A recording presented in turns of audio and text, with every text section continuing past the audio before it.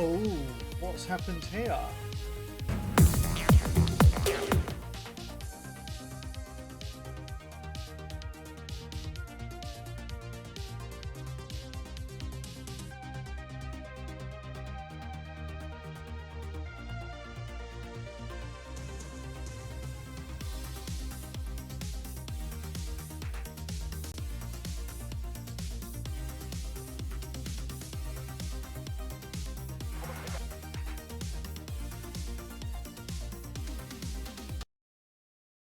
This is what we do, Peebs. This.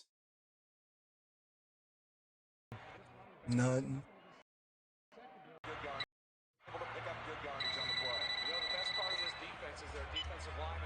Hello?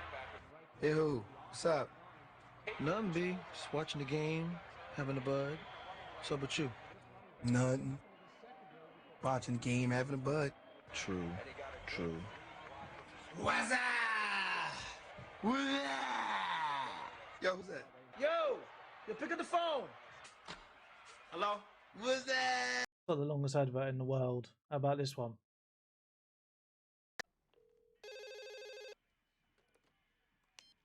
Hello, Cutty. How's it going? Hello, Shorty. What are you doing? Nothing. Sitting here watching the game, smoking some bud. Are you all alone? I love it. What's up? This is for you, Gamox. What's up? Hello, Strokey. How you doing? Well, mate. Right, let's get into some podcasting about some games, shall we? Right, let's. I haven't even joined the Discord chat yet. Job. Hello, right. hello, everyone. Hello, ladies. Hello. Yeah, I'm just talking to the people in the Twitch at the moment. So I've got to say hello to Dougster, Gamox, and Peebs and Cutty at the moment. Hope you're all doing well. We were just talking about the old "What's up" Budweiser advert. Do you remember that? And then Yeah, when I they, remember that. It wasn't as good as the frogs. yeah, Oh, the yeah. frogs. Budweiser. Oh yeah. Oh, that was good. That was. They was just sitting there looking at a neon sign when it lighting up. Bloody hell! I've just looked. That advert is over 15 years old. Which one? What? Which one? The What's Up? Yeah, the one with the frogs. Yeah. Well, they took the piss out of it in Scary Movie, didn't they? The very first one, and obviously that's like going way back. Evening. Hello. Evening, mate. Oh, yeah. I couldn't work out why my mic wasn't working. It was muted. Fair enough. In the lockdown. Frogs took the what the Budweiser advert like? That was 2002, wasn't it? Can you give me 2 seconds? I can't find my login for Twitch. Wait me a minute. Yeah, that's fine, mate. I haven't even logged in on my that, phone yet. Actually, my other account. 2002, because that was when Arsenal won the league, and Henry used to do the weather. Zeb. Back when Ian Wright was playing. Oh, that was after that. Ian Yeah, Wright that was like 98. pre. Yeah. That's 2001, 2002. I think that was that advert was like at the Super Bowl or something in 2001 or something like that. Oh right. I'm back. And then obviously it was. Hello, everywhere. mate. Cool. Right, are you guys all ready to rock and roll? Yeah, I'm just logging in Twitch when I can. Cool, man. Fucking stupid thing, log me out. Because you never log on to Twitch. What you should be doing, Stunty, is every Sunday, even if you don't want to watch and you don't want to listen live, just tune in to give me an extra viewer. Add to the count. But that cost me stat padding. What you got to do? Put it in a web browser or something. That cost me electricity, though. That'll be fine. It's on your battery, you tight bastard. What do you mean on my battery? My battery only lasts 20 minutes on this thing. Bloody Oh, for fuck's sake, I can't log into fucking Twitch. You won't allow me. Your password is incorrect. Fucking hell, you stupid CUNT. I blame the user. For fuck's sake. Can't log in. Oh well. trouble logging in. Yeah, you bastard. Right, go on, continue anyway. I'll work it out. All right, are you guys ready? Yeah. Yeah, Rooney. Right, okay. So we'll go. Do you want to go first, Stunty? Yeah, go on in. I just need to figure out. Is this? I need to. It's just a give me- Patreon episode, I think. Yeah, I was just going to ask that. Yes, it is. I always have to double check. Okay. So do you want to go first, then, Stunty? It's up to you. Yeah. I mean, my chat would probably be Elden Ring, so whether you want to keep that Patreon, it's up to you. No, that's fine. That's fine. Yeah, because I think most of us have been playing that. I still can't shift this cough, man. I've had it for weeks now. Won't bloody go. Very frustrating. I do apologise. Okay. Okay, so we'll go Stunty, then Nick, then Darren, alright? Yep. Okay, and a 3, and a 2, and a 1. Hello and welcome to 360 Game. Oh, hang on. I didn't hit record. 3, 2, 1. Hello and welcome to 360 Gamercast, episode 114 for Tuesday, the 15th of March 2022. I'm your host, Mark Webb, Gamertag, Pearson ID, Steam ID, Webby360G, and joining me in this very fine evening is... Oh, back from hiding in the undergrowth, it's number one Stuntmaster. Back from a week off, Nick Fights. And the classic Tail End Charlie, it's Sensei Switch. Hey, did you have a nice week off, Nick? Yeah, I slept like all weekend. It was lovely. Oh, lovely. Very nice. And Stunty, you've been away for ages. What have you been up to? I've been helping the PlayStation community. No, I haven't, not at all. No, I've just been doing what most people do in life, which is go to work, come home, play video games, go to work, come home, play video games, and deal with the family. So nothing special. Sounds great. Yeah, so it's just normal. I mean, we've had so many different things happen in life, haven't we, at the moment, what with Brexit, COVID, and now war. So, I mean, what's going to happen next? Aliens? Well, you never know. It's on the cards. Yeah. Yeah, it's not good times at the moment, I'm afraid. Well, at least we've got video games to take us away from the humdrum of real life. Excuse me.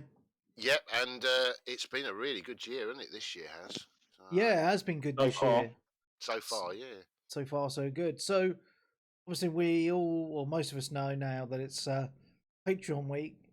So we'll start off with what Stunty's been playing, and I'm pretty sure Stunty's been playing what most of us have been playing anyway, apart from Nick, who refuses to get it because he's not hardcore enough to play Elden Ring. But told you, mate, I'm still in 2017. I'm much ready to play Dark Souls 3 soon. You'll catch up one day. I won't. So yeah, we will start off with you, Stunty. Then catch us up on what you've been playing, what you've been up to, any good car boot finds, you know, all the usual stuff. Yeah, I'm still doing them. I must admit. I mean, I used to shut down for car boots, but I don't anymore because the stuff I find in the summer isn't as good as it used to be. So I carry on now in the winter now, but I only do one on a Sunday. And also it gets me out of the house, a little walk round as well. So it's sort of like a bit of a fitness thing. Yeah, but you got to get up early. Sundays are for lay-ins, man. No, this one doesn't start till about 10 o'clock. Oh, that's not too bad, though. Yeah, it's quite good, actually. I mean, well, it starts at 10, but you have to get there for 9. It's that kind of thing. It's like a car, you know, like the ones that start early. You know, some of them start sort of, they're supposed to start at 7, but everyone gets here at 6. Right. You know, it's always an hour earlier than everything else. But no, I'm still going. What have I found at car boots? Have I found anything decent? Oh, Mr. SNES today. I must admit, it was a very. Oh, not another one to add to your collection. You got about 12 already. Well, I've got 10, haven't I? So 10 box ones. So I've still got them all somewhere. Yeah, it was a bit annoying. I've got a rival at the car boot these days. That's a bit of a pain in the arse. It's like I said to my missus one day, I'm going to write a book called Car Boot Killer, So I'm going to go to the car boot, find out where he is, and beat him up, sort of thing. But it's no, I can't remember what I found recently. I haven't really found anything special at all, really, game-wise, for a while. No, I found some board games, like proper board games that you play. Stuff like that, like Hero Quest, those kind of things. I found stuff like that, but I've not actually ever played them. And my daughter was quite interested in sort of playing them, but whether we ever do or not, it's another matter, because it's one of those things you've got to sit down and read instructions, which what most men are like. We can't do that. So, Yeah. yeah, no. So yeah, it's just quiet for car boots. But as I say, I still keep going. Competition's fierce, and also it's getting harder these days, because you've got to remember, a lot of people buy stuff digital now, so there's not as much stuff appearing that's like PS4 stuff or Xbox One stuff doesn't really appear as much. And also, a lot of people just stick it on Music Magpie or World of Books anyway and get peanuts for it. But that's just the way people are today. So, but there we go. Game wise, I've been playing. Well, I won't start with Elden Ring, because I know that's. No, I'm going to start with a couple of old games that I've been playing. I'll start retro. with 2 games. Well, not old games, but old games I finished. Well, one I've finished, one I haven't finished. Yep. The first one I start with is Kenya. I can't remember what it's called now. It's Kenya Bridge of Kena Bridge of Spirits. Is it Kenya? How do you Kenna. say it? Is it Kena? So yeah, Kena. Kenya, yeah. Bridge of Spirits, isn't it? Yeah. Yeah. This was quite a cheap game. This wasn't a full price. This was a £25 game, I think it was, new. Something like that, yeah. Yeah. Really good game. I really enjoyed it. I finished the story. Graphically wise, it was a really nice story. The art style's quite, as Peeps would say, it's a bit cartoony, a bit kiddish. Just for you, Peeps. But the actual game itself is quite good. It's got quite a good little story. It's a third-person game. And basically, you use these little creatures that are going around this world that's been invaded by all this horror elements. It's sort of like made the world that was all lovely and green. It's all dark and sort of bits of red and sort of just looks like shit. And but the actual gameplay itself is good. It's very it's got a Horizon Zero Dawn sort of style, sort of like with a crossbow. And then it's got a hack and slash to it, which is very much like a Dark Souls. It sort of gives you a bit of guidance of what to do and where to go, but then that's it. It's sort of, you get to puzzles and they don't tell you what to do. You've got to work it out. So it's got a little bit of an old school style, game to it as well. I really enjoyed it. It's probably about, I don't know, I think about 10 to 15 hours long. That's not too bad then, yeah. Yeah, not too bad then. Yeah, I think by the time I finished it, it finished perfect. It wasn't too long, it wasn't too short. But it's one of those games that's really well worth picking up. If I don't think it's on Xbox, I think it's just PC, isn't it? And PC and PlayStation, yeah. Whether it comes to Xbox, I don't know, because they're not exclusive to PlayStation. It is an independent studio that have just done a game for Sony and PC. But yeah, no, if you're not into sort of Elden Ring and you don't really want Horizon, you want something a little bit different, then this is well worth picking up.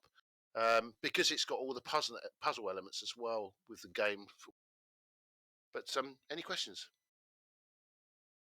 No, not really. No, I mean, I've got it on PC, but I've only played it for about 10 minutes and never got back to it because I've got so many games to play. I know Darren's played it a little bit, a few hours at least, from what I remember from conversations before. But it's like one of those games that I think people will pick up on PlayStation maybe when it's like on a mega sale or something.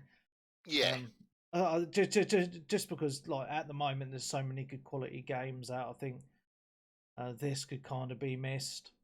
Yes, it will do. Yeah. Or it could be one of those ones that even pops up on PS Plus or something. So Yeah, yeah. As I say, yeah. I mean, it could pop up on PS Plus. I think it might be a timed exclusive as well, so it might come to Xbox at some point. But it strikes me as one of those titles that would go straight to Game Pass. But yeah, I mean, it looks very, very pretty. Yeah, it is very pretty. It's a good little game. I mean, can't really fault it in any way, to be honest. It was nice to see a small studio produce such a good game. You know, that's. I mean, I can't remember what they've done before, but they haven't done anything really major at all. So if this is their first, proper third-person sort of action adventure game, God knows what they're going to do next, because it's looking good for them. So I must admit. So, but no, it's good. Definitely a good game. It's also it was good on the trophies as well. So I quite enjoyed that for that. I mean, I probably could have really maxed it and got all like the platinum on it, but I don't really. I only go for platinum if they're easy, because I can't be asked. Because the problem with me is I like to not rinse through games, but get through games and then move on to the next game. Yeah. I can't be doing a game where you've just got to keep doing something just to get the platinum, because it'd be like a job. Yeah. What else have I played? I did pick up Star Wars Episode 1 Racer, which was a HD it was a remake of the original, which was on the GameCube. No, not GameCube. It was on the N64, I think. Is that the Pod Racer one, yeah? Yeah, it was like, do you remember the original? Not the original Star Wars, but the prequels they made, and the very first one where Anakin's really small and he was in the Pod Racer.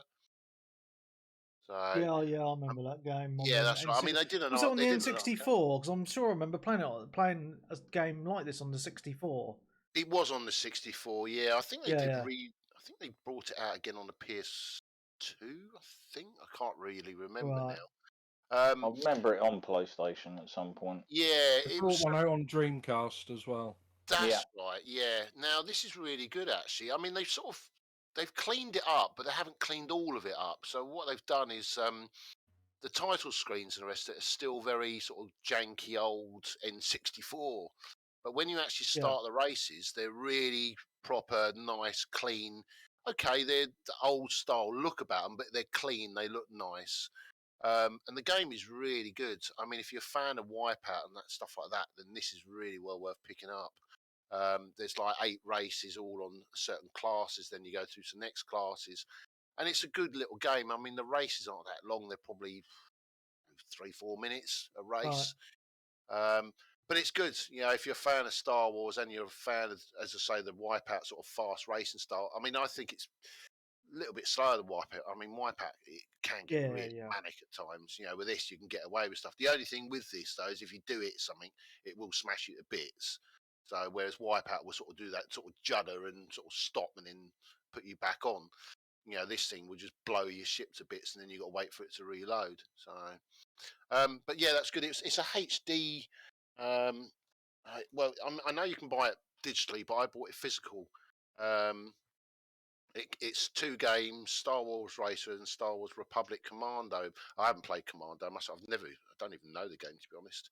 And it's 15 quid. So it's a bargain for 2 games. So as long as you don't mind having a disc, well worth playing.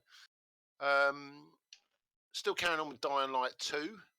Oh, you still not finished it yet, no? No, because Elden Ring's came out, hasn't it? And it's messed me up. So, because I was playing it with 2 other people, we're doing co-op on it. So basically, one of us, we complete one guy's bit of the campaign, then we like one night, then the next night we're going to the next guy and do the same thing again. And we've been doing that for all 3 of us. Oh, goodness. Yeah, but the only thing is, though, is you do get all the extras as well. So you get all the sort of unlocks, and it levels you up as well. So it is worth doing. And also, once you've done it the first time, it gets easier, because then you realise what you've got to do. You've got things like you've got a tower, you've got to get all the way up to the top, and you've got to try and figure out how to get up there. Or you've got missions where you've got to get up the tower, but you've only got a certain time limit. Right. They're a real bitch, and you try and do that 3 or 4 times, and then once you've done it, it's like, right, okay, let's do it on the next guy's character, and it's easy. Yeah.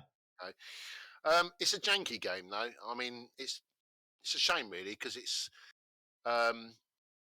been in development for years, isn't it? Really, this game, and it's not a very good looking game, compared to other games that I've played recent. Um, but it's still worth playing if you're a fan of the original Dying Light or even Dead Island. I mean, apart from this more park, well, yeah, because Dead Island had parkour, didn't it? Then yeah, pick it up. It's well worth playing still. I mean, it'll probably drop now in price. It just feels like to me that there was quite a buzz about the game when it came out, and then within a week or two, it just kind of died off. I mean, I haven't finished it, but I was really enjoying playing it, and Wes and Sly were coming in and giving me a hand, and then obviously other games came out, and it all just kind of we just stopped playing it, and I remember when it came out, I was like, oh, the graphics aren't that bad really, and then I played a little bit of Horizon. Oh yeah, well that's the thing. And then I went back to this. I was like, "Oh my god, yeah, this is butt ugly." Yeah. It's not great. The other problem with Dying Light as well is that which I've not had from video games for quite a long time. I can only play it for a few hours before I have to turn it off because it fucks my eyes up. Oh really? Yeah, I've not had that in video games for a while. Maybe because the game graphics are just a bit. It's also because first person, isn't it? In first person games, it's quite fast moving, especially when you're jumping across the sort of gaps and jumps and stuff like that. Are you playing on performance mode or quality mode? I'm playing it on the mode that looks better than the other mode, so I don't know which mode that is. That might be why you've got a headache. Yeah, that might be why you're getting a headache. I like next time you play it, put it on performance mode, and you'll probably be okay, because I found, like, because when it's on quality mode it runs at 30 FPS, but I think it dips a lot lower than that a lot of the time, and I know, like, it makes my eyes hurt after about 5 minutes on that mode, and then I put it onto performance mode and it's absolutely fine. So I definitely recommend doing that, especially if you're getting a headache. 100%. Yeah, it just looks like arse though, that's the thing. Well, I think it looks like arse on both modes anyway, to be fair. So the story's pretty much skip. So that's the story in my eyes. I mean, to be honest, I thought the first Dying Light story was miles better than this story. I mean, this story is pretty gash, to be honest. I mean, all we do is we play and we just do skip all the time. We don't even know what's going on with the story. We're just playing the game now. So that's just how poor the story must be that you're doing that. But it's all right. I mean, I'll probably go back to it at some point because I need to finish it. I mean, one of my I'm right near the end as well, I've been told, because one of my friends, he finished it with my other mate and said that he says we're not far from the end anyway. So and I think we've done about 20 hours on it, so it's probably about the time to finish anyway. So, but there we go. Yeah, Horizon Forbidden West. Oh my God, is this a beautiful looking game? Yeah, it is beautiful. It's lovely. It's pretty much a follow-on from the first one, as in everything pretty much, apart from the climbing I don't like, because I think the climbing is just, I don't know, there's just something with the climbing, it's just odd. She can't climb up like places that a 3-year-old child could climb, but yet in other cases she can scale an entire mountain. It's completely inconsistent. Yeah, and it's also inconsistent because, I mean, you have to do the right thumbstick in to actually work out where you're going, because you can't just, as you say, you can't just climb up what you want to climb up, and you've got to figure it out, and then it's just, I don't know, it just feels a bit janky at times. It just feels a bit, I don't know, I can't work out what it is, but when I come to the climbing section, oh, for fuck's sake, here we go. It's like, let's get through this bit, get through the puzzle bit, and then get back to the main bit, which is beating the shit out of the robots. So, but it's beautiful. I love the game. It's I quite like the story. I've got quite into the story now. The problem is trying to mix between this and Elden Ring is quite hard work, because especially when some of the buttons on the square button fuck me up on Elden Ring, so I end up using my flask all the time, which is actually crouch. You go to crouch, yeah. Yeah, so it's hard work. But I got pissed off with Elden Ring the other day, and I thought, right, that's it, turn it off. So I went back onto Horizon, and it was like Horizon was like a fresh air, as in it was far. It's a lot more faster. Horizon. I love the combos in because you got the crossbow. I mean, there is in Elden Ring. I haven't actually used it. Yeah, there is. Yeah, but I don't know how good that is compared to how fast and fluid Horizon is on the crossbow. I mean, the headshots you can do on Horizon are great, Yeah. and the robots as well, and the way you can sort of zoom in on them and work out where all the bits are to destroy them. It's nothing new though, as in if you've played Horizon, the first one, then don't expect it to be anything completely different. The worlds are different. It's got some nice different areas, a lot more than what the first one had. It's pretty much if you're a fan of the first one. It does feel more Tomb Raider though, in my eyes. I think. I don't know what you think about that. Do you think it feels a bit more Tomb Raider than the first one? No. No, no. I just think that. I It just feels feel. like I mean I know there's from memory throughout the game. I know where you're coming from with the like kind of underground kind of area, like kind of dungeons as I would call them. So in that aspect, I would half agree with you. Yeah, but yeah, I think the main campaign, because that's pretty much all I did, is as I say, is very well done, and the story is what kept me going throughout the game, and it does a really good job of carrying on from the first game because it starts pretty much where the first game leaves off. Yeah, which is why, in my opinion, you should play the first game before this. I know it does do a recap of the previous game at the beginning of this, but I think to get the full experience, yes, yeah, you should really play the first game before playing this one. To be I mean, I'm up to a section with which I've just finished actually, all the underwater stuff. I know where you are. Yeah. So I don't know how far I'm in the game, to be honest. And that Bit was further than me, I think. Yeah, because you got to pick up these you got to pick up 3 of these things, haven't you? And I think I've got 2 of them now. But that was beautiful, the underwater bit, wasn't it? It was really good. It was, and just the one thing about this game that I really love is just the robots and the way they look and the way they are and the way they move, and even like the little ones where they put a little radar out to check to see where you are, and the way the graphics are done on that are just outstanding, isn't it? Yeah. It's just, I mean, the one thing is this engine they're using is just beautiful, and it's a brilliant engine. So, Oh yeah, I mean, it looks fantastic on the PS4 as well. So that is a testament to the work that they've done on this engine. It's a technical marvel, really, to be honest. Well, yeah, I mean, you look at all the detail in the games and what they do. I mean, all around it. I mean, there's so much detail. I mean, I'm just looking at here now on Twitch. And it's just detail everywhere. It's just, and it's not just this bit. There's other bits, where you go into different worlds. As in like different places. I don't want to say too much, but it's just, it's a masterpiece.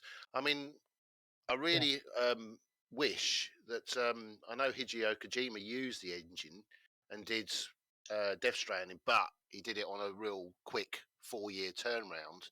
I wish he would actually use the engine again and spend 6 years on something or other and make something that's that's a lot more detailed. I mean, Death Stranding is a good looking game, but there's not much in it as proper gameplay, if you get what I mean. It's just walk from one end to the other end, and there's a little bit in between the game where you do a little bit of shooting.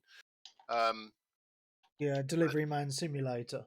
That's right, yeah, which is, it's still a good game. I mean, if you play it when you're in the right mood, then you'll probably love Death Stranding. I mean, I really enjoyed Death Stranding, even though I never finished it, but I got right near the end. Should really go back. But yeah, no, it's just beautiful looking engine. Well worth playing this game as well. The trouble is, it's done it again, isn't it? It's come out at the wrong time again. It's come out just before Elden Ring, like last time it came out when Zelda came out. So the thing is, I mean, they are completely different games, and yes, I think I know how much we've been on about Elden Ring, but I think there's definitely room for both. Some people don't enjoy the Souls type games anyway.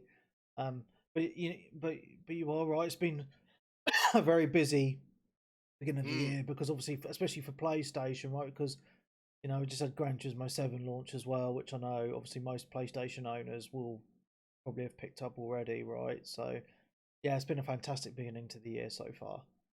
Yeah, because there's another game I saw coming out on the PS5 soon as well, the end of the month. I can't remember what it was now. I was like, bloody hell, how many games come out for the PS5 at the moment? Well, But I yeah, and can't. there's got Stranger of Paradise, That's Final it. Yeah, I saw Fantasy that's out coming on out. Friday as well.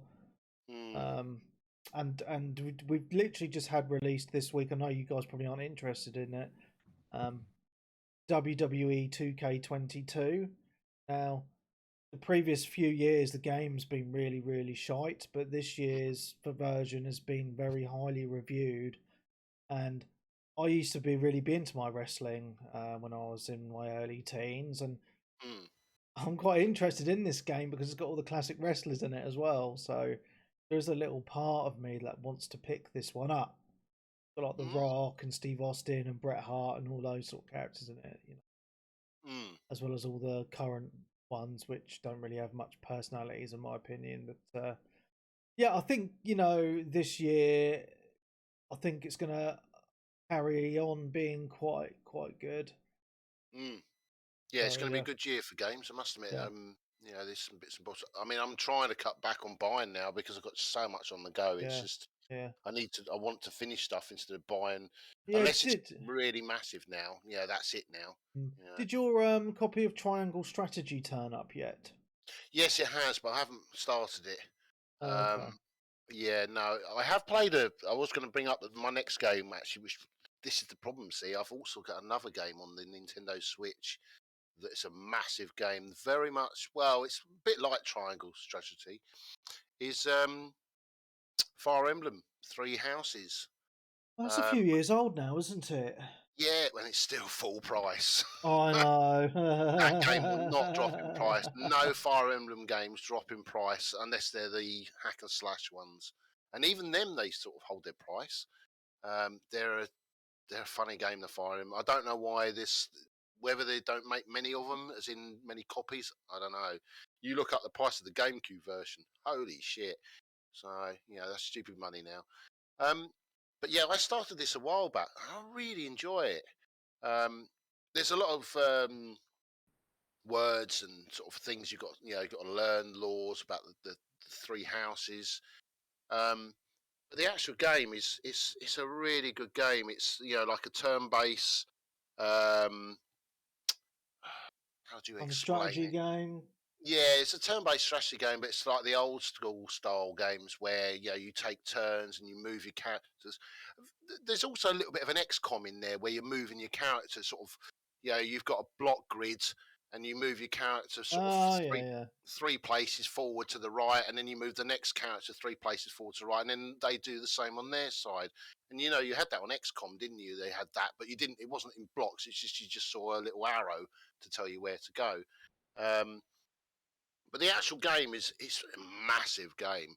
I mean, I think I've done a few hours on it, and I've got to the school, and they've got all this stuff where you become a teacher of a school, and you've got to train all your students up to go into battle. But the big problem with the game is I need the time to play it because it's such a big game, and it's also got so much dialogue that I've stopped playing it for the moment because you can't, it's one of those games you can't just put on and play for 10 minutes. Yeah. You've literally got to turn it on, you've got to play there for 3 hours. There's no point playing it because you're not going to get anywhere. So, because, it's just the way it is. So that's the reason why I haven't started the other one, because I wanted it, because it was a special edition I got for quite a cheap price. Yeah. But no, that's the one thing with the Nintendo Switch. It has got some very unique games. Yeah, it does. Yeah, and it's graphically, it's beautiful. It's a beautiful looking game, the Fire Emblem games. So, has anyone ever played a Fire Emblem game? Just wondering. Yeah, I had some on the 3DS. All right, yeah. What about you, Nick? No, I didn't really play them because they're the grid-based ones, aren't they? Yeah, that's right. Yeah, Yeah, I'm not really into them. I did play like Breath of Fire. I mean, that's close. I've Yeah. never played Breath of Fire, so that's a PS1 game, isn't it? Yeah, well, and they put them on GBA as well. I think they were on there. They're a bit more like Final Fantasy RPGs rather than the grid sort of system. Right, yeah. There's not many games that do the grid system, is there? Really? I mean, Advanced Wars did. You've got Final Fantasy Tactics is a big one. That's very similar to this. If you Oh, go is it? back big Oh. style, you go to War Song and stuff on the Mega Drive or Genesis. Old school. Oh, okay. Yeah, I've always liked the grid-based games, and even like the XCOM, that style games, but they don't really do many of them, to be honest. No. It's probably because it's old, isn't it now? And it's probably Yeah. a lot of people think it's a bit slow, and Yeah, the grid-based tactical games generally now seem to live on either portable game systems or mobile phones. Yeah, they Unfortunately, do. Yeah. right. Okay. Oh, I'm not going a down lot that. of them are languishing on mobiles. Hmm. But yeah, no, it's well we played. You haven't started the other one then, the Triangle.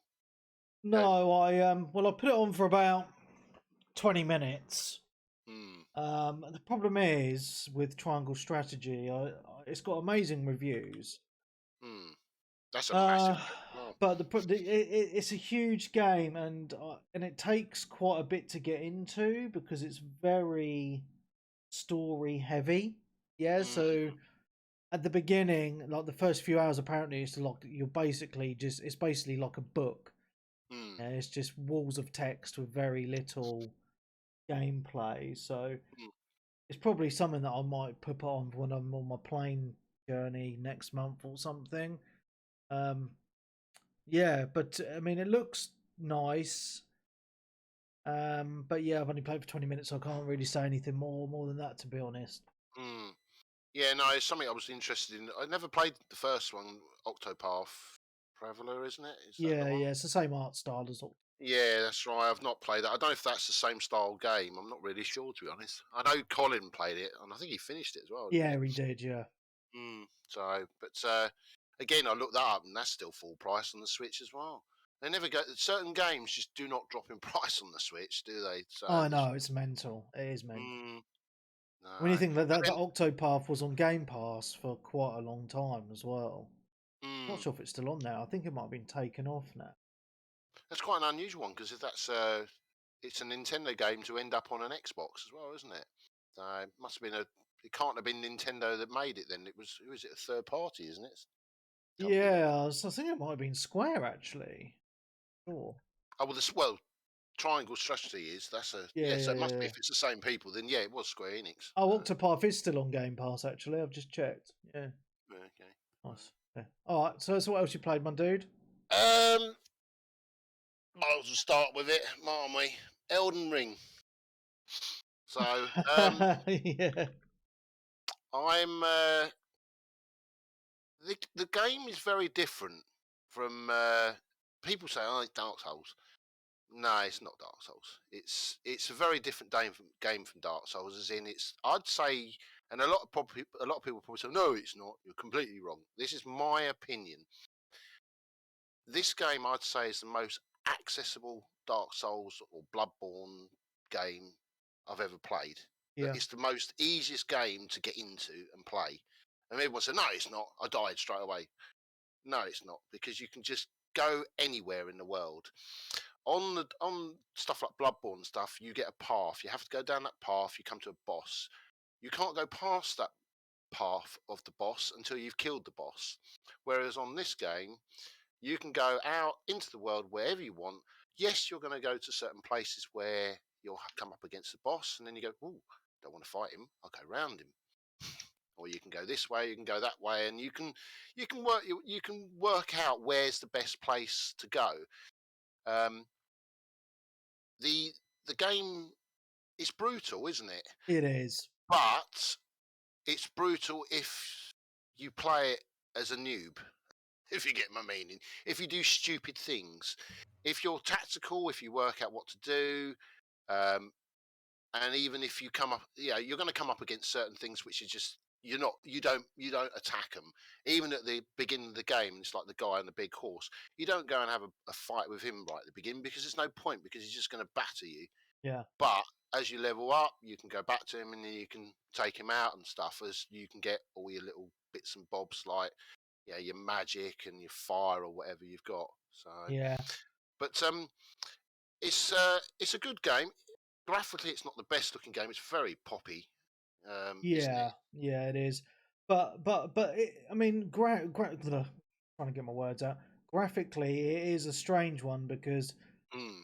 at times I think, oh yeah, this doesn't look great, and then at other times it just looks absolutely stunning. Yeah. Especially with the lighting and the backgrounds. I mean, I've taken some amazing screenshots from. Did you? Okay. I will say, like, I only found out from a friend, like, about a day or so after the game's come out, when someone said to me, like, "Have you got the HDR turned on?" And I said, "What do you mean?" He said, "It's off by default. You have to go into the Oh, is options it? to make Is sure it? it's switched on." Right, Yeah, um, because I was running around with it turned off. Oh right. Because I didn't realise, and I was like, that makes sense, because it asked me to select my brightness at the start of the game, where you like move it so the symbol's barely Yeah. visible or whatever. And games with HDR, they don't ask that. No, it has It's obviously automatically set. has- So yeah. you'll have an option, and just make sure it's switched on. It's definitely on mine. yeah, I'll have a look. The thing that what I'm really loving about this game, right, is it feels very old school Yes. in a way that it's like can act like it's a gamer's game. I don't know how else I can say this right. It makes me like, it brings back those feelings of when I was a kid gaming and I would struggle in sections. I'd go away, talk to friends, swap tips and stuff like that, and come back and then try again, right? Because what I'm loving about it, right, is there's no set path. Like the HUD is very minimal as well, which I like, and our Discord room is like the old school playground, to be honest, because we've got the Elden Ring chat room in there, and every day since the game has come out, it's just been so busy, and all it's been busy with is people just talking about their experiences, sharing tips and tricks. And it's just been really, really good to have some buzz about a game in this way, to be honest, because everyone is loving it. Even Colin is loving it. He picked it up yesterday. Wow. And his initial reaction was, "Oh, this game's shit." And then a couple of hours later, he messaged our WhatsApp, "I need to apologise. This game's freaking awesome." So, Just leveled up. it does get to you like that, and that's what I like about it. It's just, yes, it's hard, but as you were right, Stunty, because It's like the most accessible. I'd say it's the most Yeah. accessible game out of all of the Souls games ever. I mean, as I say, Bloodborne was quite a bugger as well, because you start the game, you got outside and you just got battered. Yeah. Whereas this, you can go wandering and you'll come up against an enemy in this just when you first come out of the world and you go to Church of Ela, I think it was, and then you can just you got all those enemies around there, which are around the campfires, where you can just go around and have a little batter at him, and it's like, and then you go and do another one. You haven't got, and it's only if you get to the camp that you can get overwhelmed if you're an idiot, and then you get destroyed. But the other thing with the game as well, which is great, is you've got a horse. Now, you've never had a horse before. Well, I don't think so. Not in any games I've ever played of the Dark Souls. And now you can do there's a good little cheat, isn't there? So what happens, right? You go out in the world and you die. Oh shit! I know. I quickly jump on my horse, run all the way up to where my grace is that I've lost, or my ruins are lost. Run past it and push the triangle button. There we go. I've got them back already without even dying, or losing all my things. So there's little things like that. Okay, you're going to lose them in certain places where you've fallen off a cliff because you've been an idiot and they've landed somewhere where you can't get them, or you've gone into a boss battle, which So there's things like that I always try and make sure that if I'm going in to do a boss battle, I try not have too many ruins on me. Just spend them all. Yeah. I mean, Yeah. I do. My little trick is I will go exploring and make sure I've got bugger all on me. So if I get rinsed, then I'm not gonna, I'm not gonna feel like that. And then I then do a little bit of grind, then I go exploring again. So that's what I've been doing. I mean, I'm level 41 now. 15 hours. Okay, so I mean, the thing I like about this game, right? It can be as hard or as easy as you make it Mm, to a degree. Now mm, we all know that the nub class is a magic user, yeah. right? And See, and, I've and I've heard that, but I know someone who's literally like early game it's pretty good, but then late game you said it gets a lot harder because you can get like proper one shot by a lot of stuff. yeah, well, it depends what you put your runes Well, you into can get one and shot what. by anything though, to a certain Yeah, degree. yeah. I You mean, know, yeah. I mean, I'm level 107, and I still get one or two shotted by certain enemies.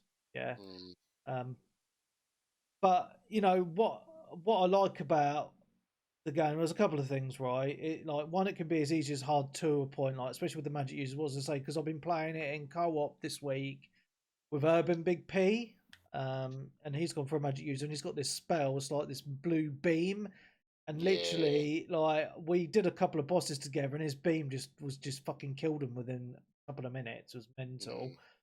Mm, And I've been watching a lot of tips and tricks things. So I actually there is a point in the game where you can respec your character, so you can reassign all your points. Yeah. oh, okay. So I've been watching lots of videos. So I've picked up this new weapon. It's the sword of flame and something. Just the one that goes, you sort of like you grab it along your leg and the rest of it, and then it goes on fire. Yeah, so it's got a couple of magic Yeah, moves. So like obviously it does a lot of damage as well without the magic. But it's got two moves, and one of them is the flame, but another one is that blue beam that the magic yeah. users do as well.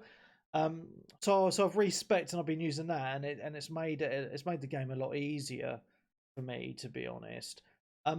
But something that I have been enjoying with it this week is the co-op, and this is something that I hadn't really delved into before this week. So me and Phil are actually at kind of a similar point in the game and a very similar level. So what we were doing like last night was he came in my game and we did a bit of exploring together and fought some bosses together and beat them. And then I did the same for him. So I went into his game and helped him in some areas that he hadn't done and some bosses that he hadn't done as well. Mm. And it just made it a really cool experience because we were chatting away and playing together, and it did make it a little bit easier. I did get invaded a few times though, and we just kicked the invaders' asses because it was 2-on-1. But it is a really good way to play the game, to be honest, because if you're in someone else's world and you die, you don't lose your runes, which is fantastic. Yeah, that's a good little thing, isn't it? Yeah, Because yeah, if you it is great because like a few times I've gone into someone else's world and we got invaded straight away, and the couple of the people, well, you were in the party chat with, and we got invaded about 3 times, didn't we? yeah, yeah, yeah, The yeah, trouble is, yeah. you've I was now got laughing, yeah, listening to your yeah, we've chat. now got the dudes that are now so high level that they're just being arseholes and just start invading everyone. Yeah, So, because there's a certain thing you can pick up. I can't remember what it was now. There's some ring or something or other you can use, or I don't know what it was. And that's it now. Then you can start invading everyone. And it's a pain in yeah, the arse. I mean, yeah. the co-op is really good. I mean, I've got my friend Judd. His name is. He's not part of the community at all, and he's brilliant because he's like my Google. Now, Webby was in the party chat with us on Friday, and I was saying, "Well, I want this and I want that," and he just says, "Oh, right, yeah, this is what we do. We'll take you here, then we'll take you there, and then we'll take you there." And then I ended up with this special weapon that it uses blood clot, but it does massive amount of damage with my left hand, but it does take my health down slightly. But it is really powerful, and he told me exactly where to go. So he was Yeah. my Google. So it was brilliant. Instead of me looking up and spend hours, he's done all the Wikipedia research and the rest of it. And I mean, he's on his second character, as in the first character he got up to level 60, and then realised I've messed up the character. So he's now started another character, and he's level 80 already, and he only started it 2 days ago. So this is what people are doing. There's some people out there that are grinding and just doing all the work to get up. Yeah. And he's great because he comes in my world and we go and batter a boss. I mean, one of the bosses we went into, we finished him in not even 10 seconds. Wow.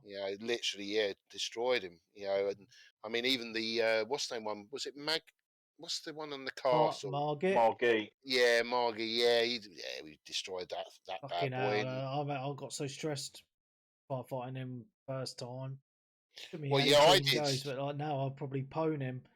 Yeah, well, I did. The first time I played and I went up there, I didn't even realise he was there, did he? Because I went in there on my own, and I had a few ruins on me as well, and didn't realise, and then got absolutely destroyed.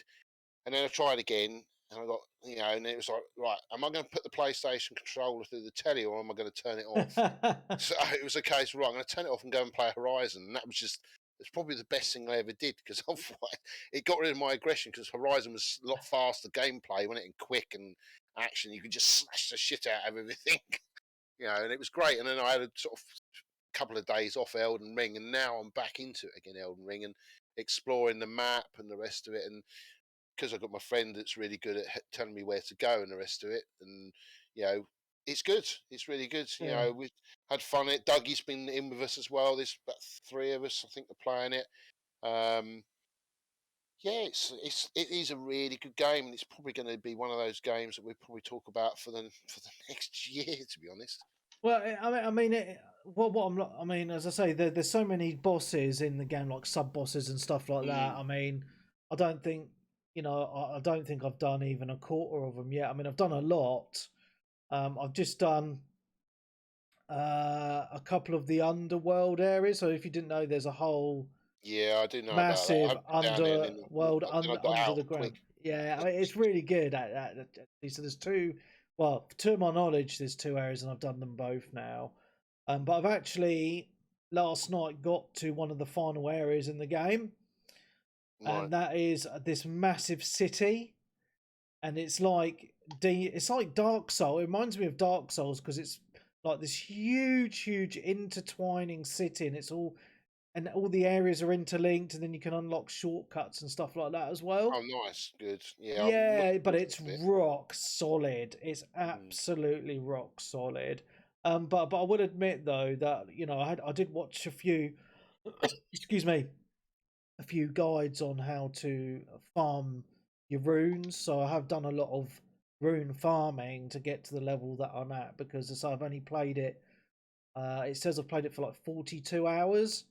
So I'm a level 107 in 42 hours. You're not going to get that high just playing it, exploring, right? So, I have been cheesing it a little bit in that regard, but it's part of the game. People might be happy with that. It's part of the game. You know what I mean? You can go to certain areas, and certain enemies give you a lot of runes per kill. So I've spent a lot of hours just doing that, right? But you say that you're doing that, but I mean, you're level 107, are you now? Yeah. So you must be doing, what are you doing, 70,000 ruins to level up, isn't it? It's about 80 now, I think. Yeah, 80, yeah, because my friend, he was 80, and he said it's about 50,000. It's like, holy shit, 50,000. Yeah, I mean, mine, I'm over 10,000 now, and it starts, it takes a while to get up to that. Yeah. Unless you've got some of the ones you can cheese. I mean, there's one I cheese and got 42,000. But that's it. And once you're done, you're done. Don't get it again. Yeah. But what I'm liking about the game as well is the fact that it is the co-op. So if people don't know, I mean, I don't know how people have been beating these bosses on their own. You use your cold fell finger in the air, and then like the gold summoning signs will appear. And like for every boss, I've had 2 other people in with me. And it's just made it so much easier, to be honest. So it's just a top tip from me is make sure you're calling in people because like they can distract the boss while you're fighting them, etc. Yeah, but yeah, I mean, I'm loving it because I've watched a few speed runs this week of people. There's someone has completed it in under 40 minutes. And it's quite interesting to watch because it makes you realise just how much of the game is actually optional, which is pretty much most of the map. But it kind of defeats the object of the game, right? But like I've gone to so many different areas, and I've just absolutely loved the world design is just absolutely stunning on this, and the character design, and it's just again I just want to repeat it, those old school kind of game mechanics. Yes. You know, and that's why people love it so much because modern games are usually like everything is spoon fed to you. You know, you look at the HUD and it's like your waypoint markers. Oh, you got to go here next, and then there, then there, then there. Very heavy story or whatever. Whereas this is like you don't really understand the story of this unless you're looking for it because it's in conversations with certain NPCs or in the notes on certain items and stuff. To be honest, so it's like this game is mainly about the gameplay, which I say is very old school in design. Yeah, and also what I like about it is you learn as you play. So like certain enemies have certain move sets, and so do the bosses as well, right? So once you've died to them a few times, you're like, right, I know their move sets now. I know if they do this certain thing, they're going to do this move, right? So again, that's very old school, right? You know, like in old games where you would die, then you go back to the beginning of 11, you're like, right, that dude's going to do this, this, and this, so I know what to do now, and then I can beat him. And that sense of reward when you do finally beat that tough boss that you've tried on so many different times, you know, it's a great feeling. You know, and it's just a fantastic game, as I say, and I'm just really loving the conversations that people are having about it, and I'm really enjoying the fact that people that have never played a Souls game before have bought this and are really digging it as well. So yeah, I just think that's cool. Yeah, no, it's a great game. As I say, it's very accessible for a lot of people more than a lot of other things. Other games of that sort of style.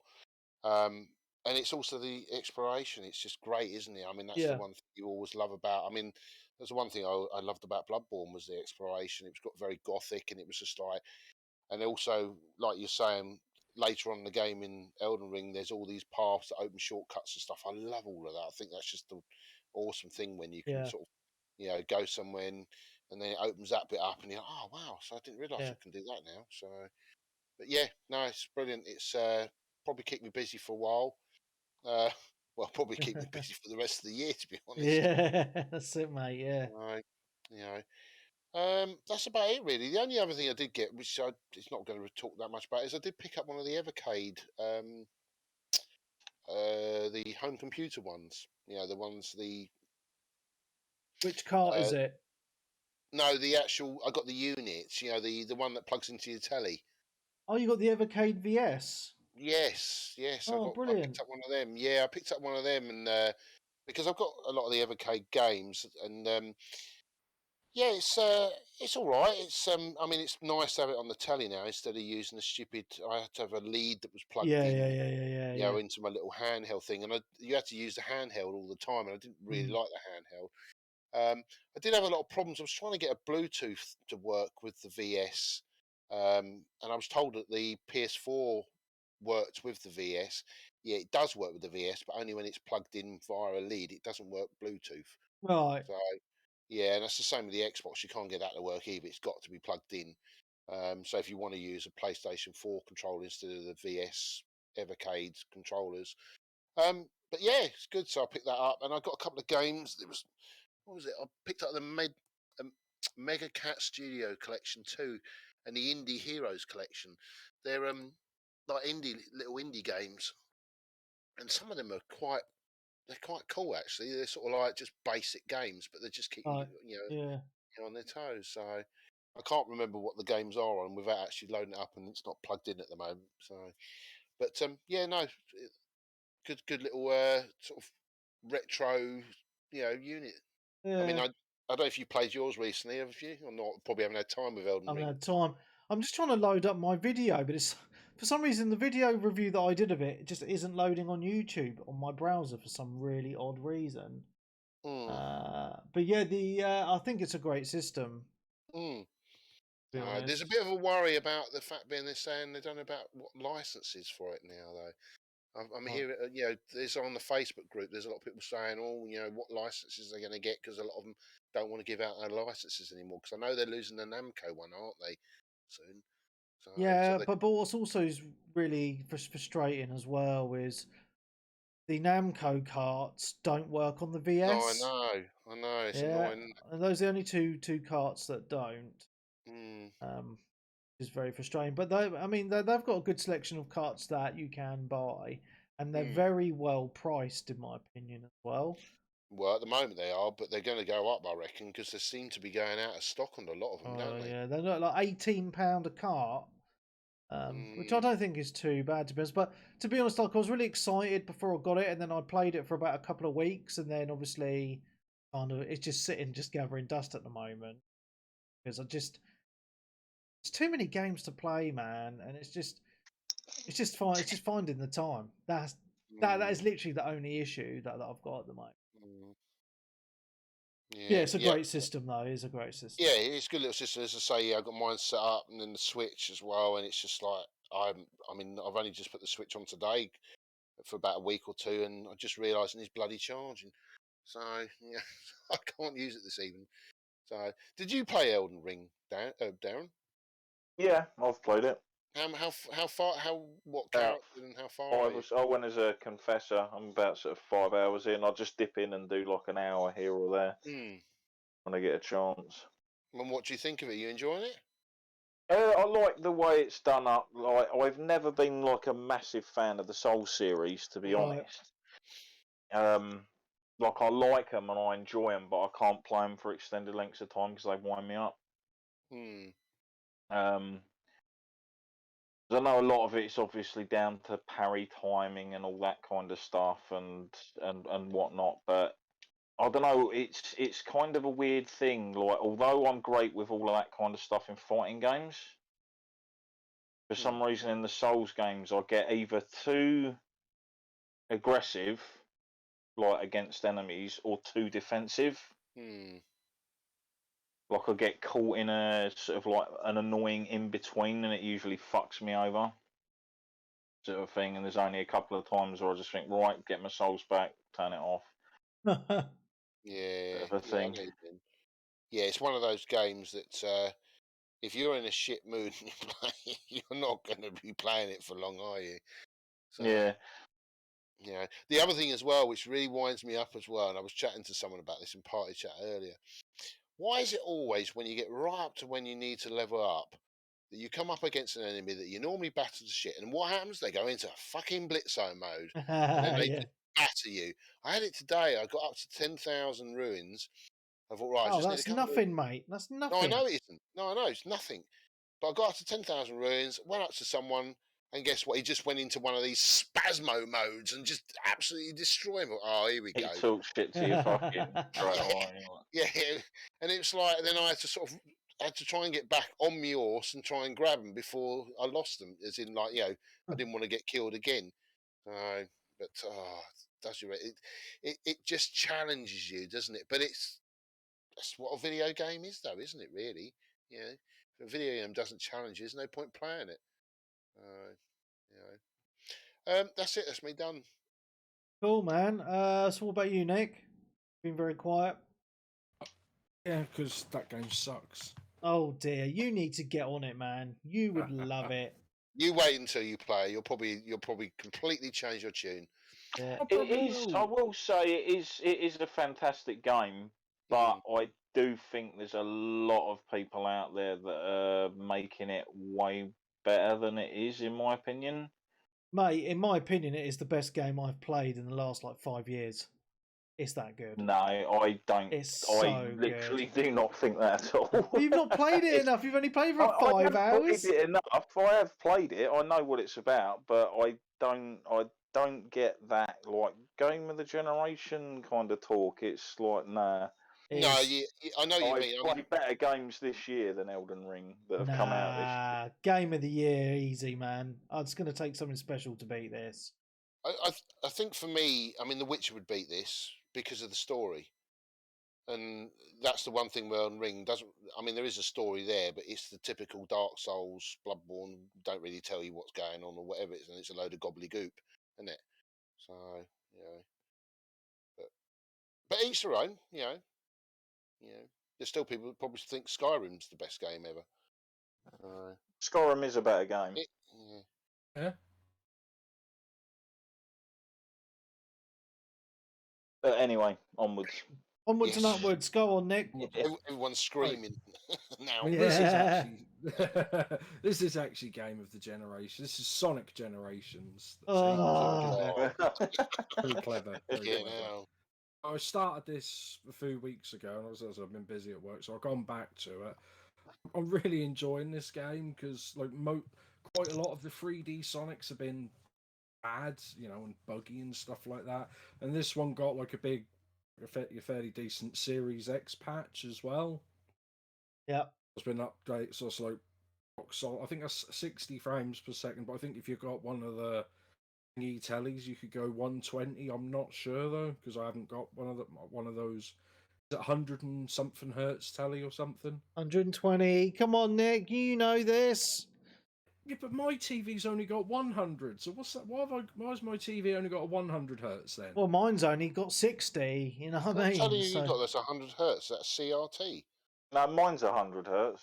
I And didn't it's know what the 4K. Yeah, I don't know. Maybe it's just always something they cut off a TV to make you buy a new TV later, doesn't it? Yeah. And I got you got to buy a TV with HDR. Lovely, I got a TV with HDR. Oh, but you've got to have HDR10. I was like, what? I don't know. Yeah, the HDR10 thing's been around for a while. Yeah, I was aware of it like 3 weeks after I bought my TV. So my smaller TV, I've got it on my bigger TV in the living room, but the smaller one I game on mostly on stream. I think that got an update, so it doesn't say HDR10 on the box, but it recognises it on the Series X and that as HDR10. Right. It's not too bad, but anyway, yeah, I'm really liking this game, even though I had a bit of a meltdown on stream last night playing it because it's getting a bit difficult. I mean, it's a Sonic game, so it's supposed to be for kids apparently, but it's a bit hard. Basically, I don't know if you guys have played it, but it's basically you've got like modern day Sonic, the chili dog guy, like the taller one, and then there's like all this time traveling happening. So you get little short fat Sonic from the Mega Drive era who turns up. Best Sonic. The best Sonic, but he still can't speak for some reason, so he just does all like funny side language and thumbs up and stuff like that. And they just keep ripping the piss out of him, which I think is funny. It's like they say, "All right, Sonic." I say, "Did you put on weight?" I was like, and he sort of looked down at his belly, and he's like, "Rrr." But yeah, I mean, but basically, this is going through all the generations of Sonic, which is why it's called Generations, and you're sort of going back to the older levels. I think the first world, which is like 3 stages, you get like Green Hill Zone, things like that from like that. But how they sort of stretch it out a bit is when you play as like modern Sonic, that's a 3D level, like adventure. Yeah. Things like that, Adventure 1 and 2. And then you play as like smaller Sonic, and that's a 2D game. Well, it's not 2D, it is 3D, but side scrolling more than 2.5 or whatever. Yeah. 2.5D, whatever that is. And that's, it's really cool. And basically, you just have to do the 3 levels of both Sonics. And then there's the thing though, because like at the end of that, you get the boss fight, but it's got like a big door that you have to get keys to unlock. Okay. I think you have to get 3 keys per door. And what they've done is they've put these like other little warp zones, which you have to sort of like run around like the main hub area and do like extra things, like time trials and things like that. And there's a few of them which are just, I don't know why, it's just like I was basically being chased by, and you have to race like a ghost version of yourself, if you see what I mean. Right. The computer Sonic, and you see him at the top. And I know you're supposed to go quick, but it's just something when someone's chasing you in it, just like your heart starts going, you start missing like easy jumps and stuff like that. Mm. I think it took me about an hour to do one last night. I was getting there like trying to get to the end, and it was just what was really annoying me is because you see at the top, like a car, you can see where you are compared to other Sonic at the top of the screen, like a little sort of map sort of thing. Right. And it kept doing this thing where I'd get so far ahead. I'm like, oh, I'm going to win this easy. I'm going to win this easy. Then all of a sudden, for some reason, he'd just zoom flying up and he'd be next to you. Basically, the computer was cheating. Bastard. Which is just really annoying because you used to get that in like a lot of driving games and stuff like that where you're miles ahead. Then all of a sudden they hit some kind of bloody nitrous or something, and all of a sudden they just zoom up behind you. Yeah. That was just annoying because I was doing it on stream, and I was like, well, I've got to do it now because everyone's like, ripping the piss out of me as they do when I was doing it. And I finally did it, and I was like, but I got right to the edge, and you could see like the ring you're supposed to jump in, and all of a sudden he was there, and I was like, no, no, no, no, and then I got there literally just like an arm in front of him. That was pretty cool, and I think I'm on trying to get the keys for World 3. The boss fight, because World 2 was like Sonic Adventure 2, which is pretty cool. So you remember in Sonic Adventure 2, guys, where you had to even though you were on concrete, you were like snowboarding down San Francisco. So basically you're doing that level again. This actually works a lot better. I think because obviously the frame rate's better, the graphics are obviously a lot better compared to Dreamcast and stuff like that. So it's like just so nostalgic and fun. And then you play that level as 2D Sonic. What am I supposed to do here? And how obviously you jump on boxes and stuff, and you get like levels up, rings and stuff. Whereas this one, you've got skateboards. Oh, that's cool. Then 2D Sonic's jumping on skateboards, and you're sort of bouncing up and down, like hitting ramps. And if you time it right, you get like a boost jump and things like that. Oh, nice. Okay. You got to be careful because there isn't just like, this is like most Sonic games, especially the 2D ones. There's not one route to get there. You can go different routes, like higher or lower and stuff like that. So obviously, depending on how fast, if you have to get there, if you time it perfectly, you can actually do really well. But I mean, that's really good fun. So I'm not sure because I always check on how long to beat to see how long a game takes to finish, because obviously on stream I want to work out roughly how long I'm going to be doing that for, and it said like 5.5 hours. I thought, well, I'm up to about 12 hours already. Bloody hell. So I'm not very good, but Nub, I nub. think you don't. Yeah, but I think to get these keys, you don't have to do all of like the time trials and like finish but these time trials and things, it's the same level again, but with that caveat, you've got to finish the game with over 100 rings. You've got to beat Shadow, or you've got to beat Sonic or Tails and stuff like that, or like, was it Amy or something, or Rose, she's throwing bombs at you and stuff like that, so you have to get there, things like that. But I don't think you have to do all those stages, but I think that's why I was taking bit longer. Right, that's fine. I'm just going to just run through it, but that's pretty good. I should hopefully finish that this week. Nice.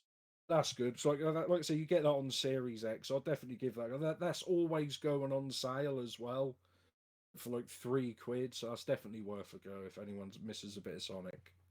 Cool. And then like today as well, because I always do most Sundays, I fired up the old Sega Saturn again. Oh my goodness, old school, proper old school. Oh yes, proper old school, very good. I was playing this game, which I thought, oh well, I'll just get it, because I just get like all, because obviously I can get whatever games I want for it at the moment. I've got that pseudo Saturn card in the back. Yeah. I bought a newer version of that card now, Webby, which you get the you can save on it as well, and get 1 meg and the 4 meg RAM expansion as well. Oh, nice. Yeah. That was another £60. I mean, I think I could have got it cheaper. I'd have bought it from like online China, AliExpress or whatever. But that says like it takes like 80 days to have it delivered. Right. It was like £35, or someone was selling it in the UK for £60. So I thought, oh, well, I'll just buy it That's the person I buy the games from as well. So you could just, I mean, you do this. I mean, you could just burn the games. And Yeah, just that's play all them. I did with mine. I was just burning them, mate, and job But done. my laptop hasn't even got a disk drive. You so I buy was a like, USB bloody CD burner. That's all I did. well, I've looked. I've paid her about 250 quid for all pirated games for the last like 14 months. Fucking hell! You could have just Much bought a easier. CD burner for a tenner, a stack of blank discs for about 15 quid. Job done. Yeah, but these come with like cases and they're printed the artwork off. Ah, fucking hell, It's not the mate. original game, though, is it? So No. No, but no. like, I mean, we've had this before with web. You know, with like, these sort of. I mean, most of these games you can't buy them anywhere. They're not for sale anywhere legally unless you spend silly money on eBay, and that's not really. That's not helping out any of the game developers. Like some of these games, like Panzer Dragoon Saga, like some of them are like 800 to £1,000. One Yeah, game, they're and I'm like, Sega Saturn games are really expensive for some reason. Or just fucking download them and burn them to CD. Well, I remember I did ask someone on Messenger last year, and I said, "Webby, how do I do this?" And you went, "Fucking Google it, mate." Well, that's all I did. It took me literally Well, I know that, but less than 10 minutes to figure it out. It took me longer, and then I found It's out so someone easy. would just do it for me and pay. Oh my my time's goodness. worth that, so. Oh, I don't get why you just don't do it yourself. It's so easy. Well, at least I've got all the pretty fake games that smell funny. There you go. I mean, whatever makes you happy, mate. Perhaps I should go into business selling them myself. Dodgy games. Do got a decent printer? Yeah. Yeah, but you're amazed how many people now I see that do this shit. I mean, I've got nearly died then. I've got Alien Soldier on the Mega Drive. All right. Yeah, and that's a big money game, but I've just got the cartridge. I don't actually have the case. But I can go on eBay and just buy someone. Someone can just make me a picture up, which is the proper picture from the in day, Yeah. and sell it to me for £6. Yeah. Well, there's a big problem with fake Game Boy cartridges now, isn't there? Yeah, that's been going for years. Yeah. Yeah, especially on the Pokemon. Yeah, as I say. Fired. Yeah, because I'm in a couple of Facebook groups, gaming groups, and this week this guy was really pissed off because he was like, "Oh, I bought these Pokemon. I think it was like red and blue or something. I don't know. And they were meant to be like quite rare and quite expensive. And he said he bought them about 5 years ago, and then he thought like this week he would investigate if they were real or not, and they're both fake. And he paid big money for them as well. He was well pissed off. Yeah, you've got to take them apart, Game yeah. Boy things. I'll be honest, if you're going to buy a Game Boy game, as in like the Pokemons and stuff like that, see if the seller's selling it and you know they're a decent seller, they'll probably have a picture of the cartridge in bits. Right. Now, that's what I do. I mean, I probably have got a Pokemon Green I should sell at some point, but I would need to put a new battery in it. Right. Normally the batteries are shit. I've done a few. Yeah. They're easy to do. You just got to solder them in. Yeah. But yeah, I'd always take a photo first of the actual inside so you can actually see the proper Nintendo on the inside. So, but yeah, it's just the way it is. I mean, there is a lot of Mega Drive stuff now I'm seeing that's being repoed. Wow. Okay. Yeah. I'm waiting for the N64 stuff, and I'm seeing the boxes are getting repoed now. Oh yeah, because they were so flimsy, those boxes in the first place, weren't they? But there's lots of stuff getting repoed. I mean, I'm even seeing. Hello. What's he saying? What's he saying? What are you seeing, Stunny? Broke up there, mate. Yeah, what are you seeing? You cut out at seeing. What am I seeing? I'm seeing the cardboard boxes for game consoles being repoed. Yeah. So I mean oh man, I've just picked up the map. So I'm just standing somewhere. It's all right. Yeah, there's stuff like the Panasonic 3DO. Oh, okay. You can actually buy a brand new box for it. You can buy a Vectrex box there's a company out there now that's selling the boxes. They're repos. They're not original, but there's going to be someone out there that's going to want. Yeah, that's pretty Well, cool. yeah, if they're like actual proper reprints of the original boxes done really well, then fair play. Yeah, I mean, I would like one of the Panasonic ones, but the trouble is, it ain't cheap though. They're like £35. It's like I ain't paying £35 for a fucking repo box. Stunty, have a look, because the place I'm buying them from, I think how they get away with, I mean, they're technically selling pirated games, aren't they? If you actually look at where it's on Etsy, one I use, it's called you was custom telling me about console cases, but begin with a K, not a C, for custom. Yeah. And she's got loads of games on there and cases and stuff. I mean, just because there's a disc just happens to be in there that'll work, that's not her fault, right? That's how they sort of get away with it. But they've got loads of stuff on there. I mean, I saw they've got loads of they're even reprinting, N64 boxes for the console and Dreamcast boxes and stuff like that. I think they're like That's 30, cool. 40 quid. I can't pay £35 for something that's not original. That was a huge box. I think I had some of them, but on there these were about 6-7 quid. Yeah, have a look on Etsy. Yeah, it's just I still have this thing where it's like anything, that I'm into. If it's repo, it's like it's not original. So, and I'd have it in my collection, but I always be looking and going, it's a fake, because it is, it's like the It's your version of a steelbook, mate. Yeah, or it's like the ugly sister in the corner, but she's not ugly because she's hidden as something else. If you get my meaning, But there we go. That's just me. I just luckily I don't think I actually have anything much that's repo, to be honest. But it's just most of the stuff I've got is original because I bought it all original years ago. So yeah. Well, anyway, Nick, what else you been playing, my man?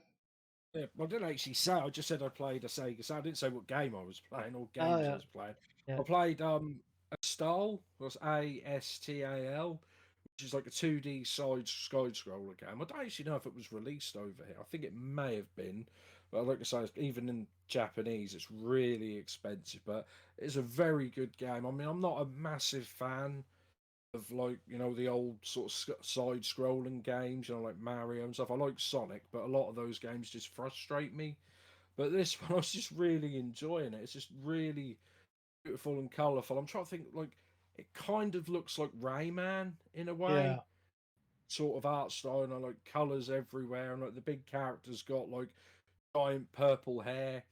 He sort of runs away, and when you attack people and you sort of punch him, you don't actually punch him. He's got really big hands, and you just grab them by the head, just throw them away and stuff like that, and then they turn into gems which you collect. And you can pick up trees out of the floor and throw them at enemies. There's a few other bits. At the end of the first you actually get a little bird who runs around with, and you press because when I was first starting it, I was like, well, what are the buttons? Because obviously I haven't got a instructions book or anything like that. And I'm just whistling. I was like, so why am I whistling? That's not doing anything. But obviously, once you get the bird, you whistle the bird, and then he buggers off and then comes back and brings you items he's found in the level, like health and stuff like that. Nice. And that's just really nice, I mean, that's definitely. I think you got it up on the 360. That just looks really nice game, and apparently it's really easy. I mean, it took me about an hour to get onto the second level, so it's obviously not that easy.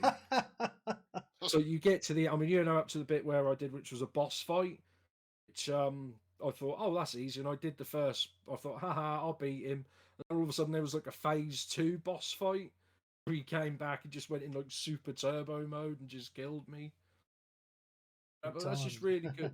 That's just really good fun game. So I played that, and then I would go back to that actually, because a lot of these older games, I think you're probably the same, Webby. Like you were talking about your Evercades, if you get all nostalgic and feel like playing some retro games, and you hammer it for 2 or 3 days, and you never actually finish anything. You just play loads of different games. Yeah. You think, right, that's my retro thing done now. I'm kind of bored now.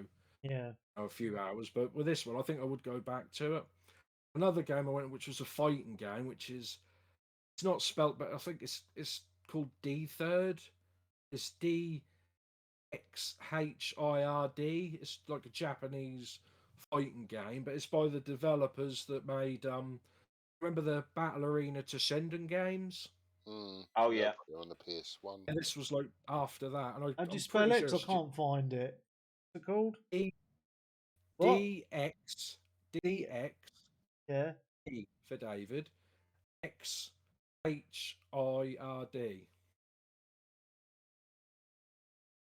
And yeah, No.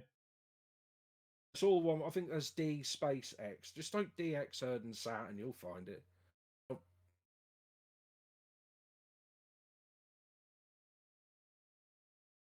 Anyway, just carry on talking about it. It's fine. Okay, that doesn't matter. If you can't find it, you can't find it. Yeah, well, like I say, I mean, it's a Saturn fighting game similar. I mean, there was so many fighting games on PS1 and Saturn. I mean, I think that's pretty much the peak of the fighting games. You know, I think that sort of died towards the end of the PS2 and start of 360.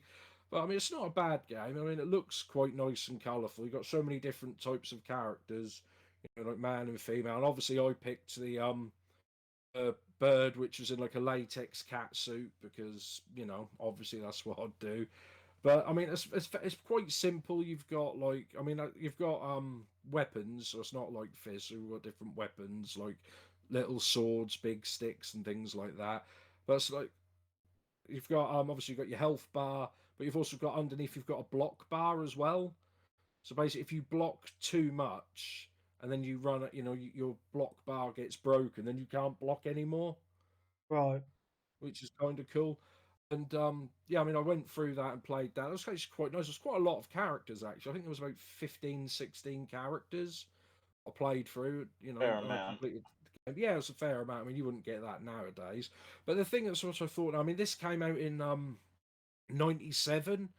I don't know if this is the first one. It's got to be one of the first ones. So I didn't think this came until much, much later. I mean, yeah, probably no. So it's where because you normally just go backwards and forwards, but with the Saturn, you know, the bumper buttons, you can press them and basically circle the opponent as well. Go in and out, and I didn't think that came till much, much later. Because was that in like Tekken 3 and stuff like that? Sort of, I think so. I mean, the main ones I remember sort of like the Soul Calibers and stuff did it. Because I know Soul Calibur, that was like what 99, 2000 when on Tekken, etc. Yeah, and I was sort of thinking, I was pretty sure maybe Tekken Tag was the first one that did that. Maybe Yeah. Tekken No, I 3. remember definitely remember Tekken 2 having it because some of the best grabs in the game were if you grabbed an opponent from the side. Yeah, that's what I was trying to think because I couldn't remember. But I mean, it plays really well, and you get like at the end, you get like little, I wouldn't say cutscenes, they're like pictures, but they move ever so slightly. Oh, obviously it's all in Japanese, so I haven't got a clue what's going on. I just like when I was streaming, I was just making up stuff just on the fly. I was like, oh, she's going past this bloke. Oh, she's going to kiss him. Oh no, she just walked straight past him. She doesn't like him. He's got bad breath, something like that. And I'm like, I haven't got a clue what's going on there, but it's just nice to go back to some of these older games. I mean, this one is actually the one I've got from Japan as well. It's like, or well, from eBay Japan. I didn't go to Japan, so it's a proper game. It's not one that I can recall, so it's obviously a bit of a rarity. I mean, it's getting a lot more. I mean, some of these, like you could pick these up for like a $5 on eBay, like maybe 10 years ago, something like that. I think that was because obviously, unless you had a Japanese Saturn and like power converters or whatever you had to do to get it to work, adapter and things like that to actually get it to work on I forgot the word because I never had one of them. Was it a step down adapter? Step down, that's the one. Yeah. That makes more sense. I know it's called something like that. But you used to import stuff back then, didn't you? On your PS1, didn't you, Webby? Well, no. Well, I had my PS1 chipped, and I did a bit of a nick where one of my mates' dads used to burn the game, so he used to get I think he had the very early internet in the late 90s, and he used to download the games even then and burn them to disk because I think I've talked about the story before. I would get all the games like about 6 months early because he downloaded. Obviously, he burned the American versions. Oh yeah, I see Yeah. that. Yeah. Yeah, and then I'd play them, and obviously I'd rinse them before they'd even come out in England. And he used to charge me Well, a it's not fiver a exactly game. the same as what not exactly what I did, like 20-something years Nah, later. but with your but, Saturn, but yeah, I've always been a bit of a dirty pirate, Oh, in one way dirty or boy. I bet another. Yeah. you've probably downloaded. I heard that Spider-Man's been released on the old naughty sites. I bet you probably got that as well, didn't you? Well, I did have a look into that, and I realised I hadn't seen the film before that, so I've got them both ready to go at some point very soon. Yes. I mean, I'll My just say first that official jokingly. 'Cause console I had was Japanese Mega Drive. Oh, really? Hmm. See, I back in managed to the talk the day. managed to talk the parents into getting a Japanese Mega Drive, and it was all due to one issue of Mean Machines. Oh. They had a big thing of Mean Machines when the Japanese Mega Drive first came out, and I think the cover game was Revenge of Shinobi, Right. and it covered Revenge of Shinobi, Golden Axe, and Ghouls and Ghosts, or whichever one it was that was on the Mega Drive when it came out. And I was like, oh, I've got to have it. And then it just so happened there was a local import seller based in Gillingham, which is just down the sort of street from mine, and he used to run it out of his house. Oh, wow. But he advertised in the back of like the computer magazine, so that's where I've managed to get the number. Because obviously back then you'd Yeah. have to ring up like importers and stuff to find out what stock they were getting in. Yeah, And if yeah, you yeah. like really got in with them, they'd be like, "Yeah, as soon as I've got it in, I'll pop it up your house, mate. Just give me the money," sort of a thing. But yeah, we went down there and That's picked up a cool. Japanese Mega Drive with I think it was like Revenge of Shinobi and I think it was all three of them actually: Revenge of Shinobi, Ghouls and Ghosts, and Golden Axe. That's so awesome. some of them even come out over here in the end. Yeah, all three of them did. Yeah, but I believe re- they changed the. Didn't they change some of the bosses in Shinobi? Because I think Spider-Man was like one of the bosses. Like it was really bizarre. They had like I know in one of the Shinobis they had some like pretty on the nose bosses that were blatantly other characters from other franchises that were Ah. removed in like the Western versions. See, like I never really imported anything. I like the only thing I ever remember importing I was about 15. Was the Pocket Station? Do you remember the Pocket Station? It was only come out in Japan, Yeah, and the only reason I got my parents to get it for me is because on Final Fantasy VIII, you could breed your chocobos on the Pocket Station, and then there's like a memory card as well, so you could breed like. It was a bit like a Tamagotchi for the chocobo. yeah, the Tamagotchi craze. Yeah, and so Plugged into you, your memory card then. Where the yeah, memory cards yeah, go. and then you plug it in, and then you could transfer it back into the game. Yeah, I've still actually got my Pocket Station. Look, it's there. Like, kind of. That's probably still maybe worth a bit, to be Yeah. honest.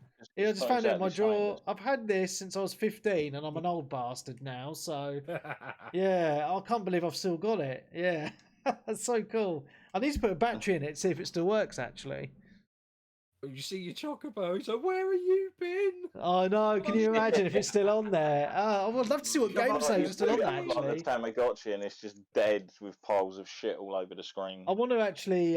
It's a watch battery, isn't it? So I need to buy some batteries. I'm going to do that this week. Get it fired up again.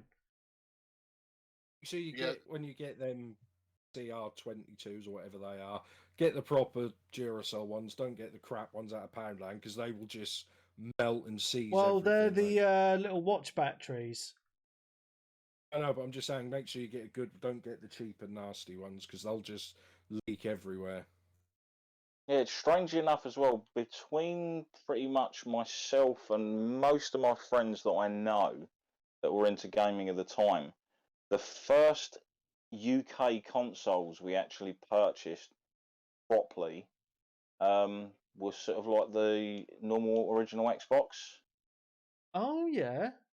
Okay. Just because it was the first time that games were like 60 hertz full screen.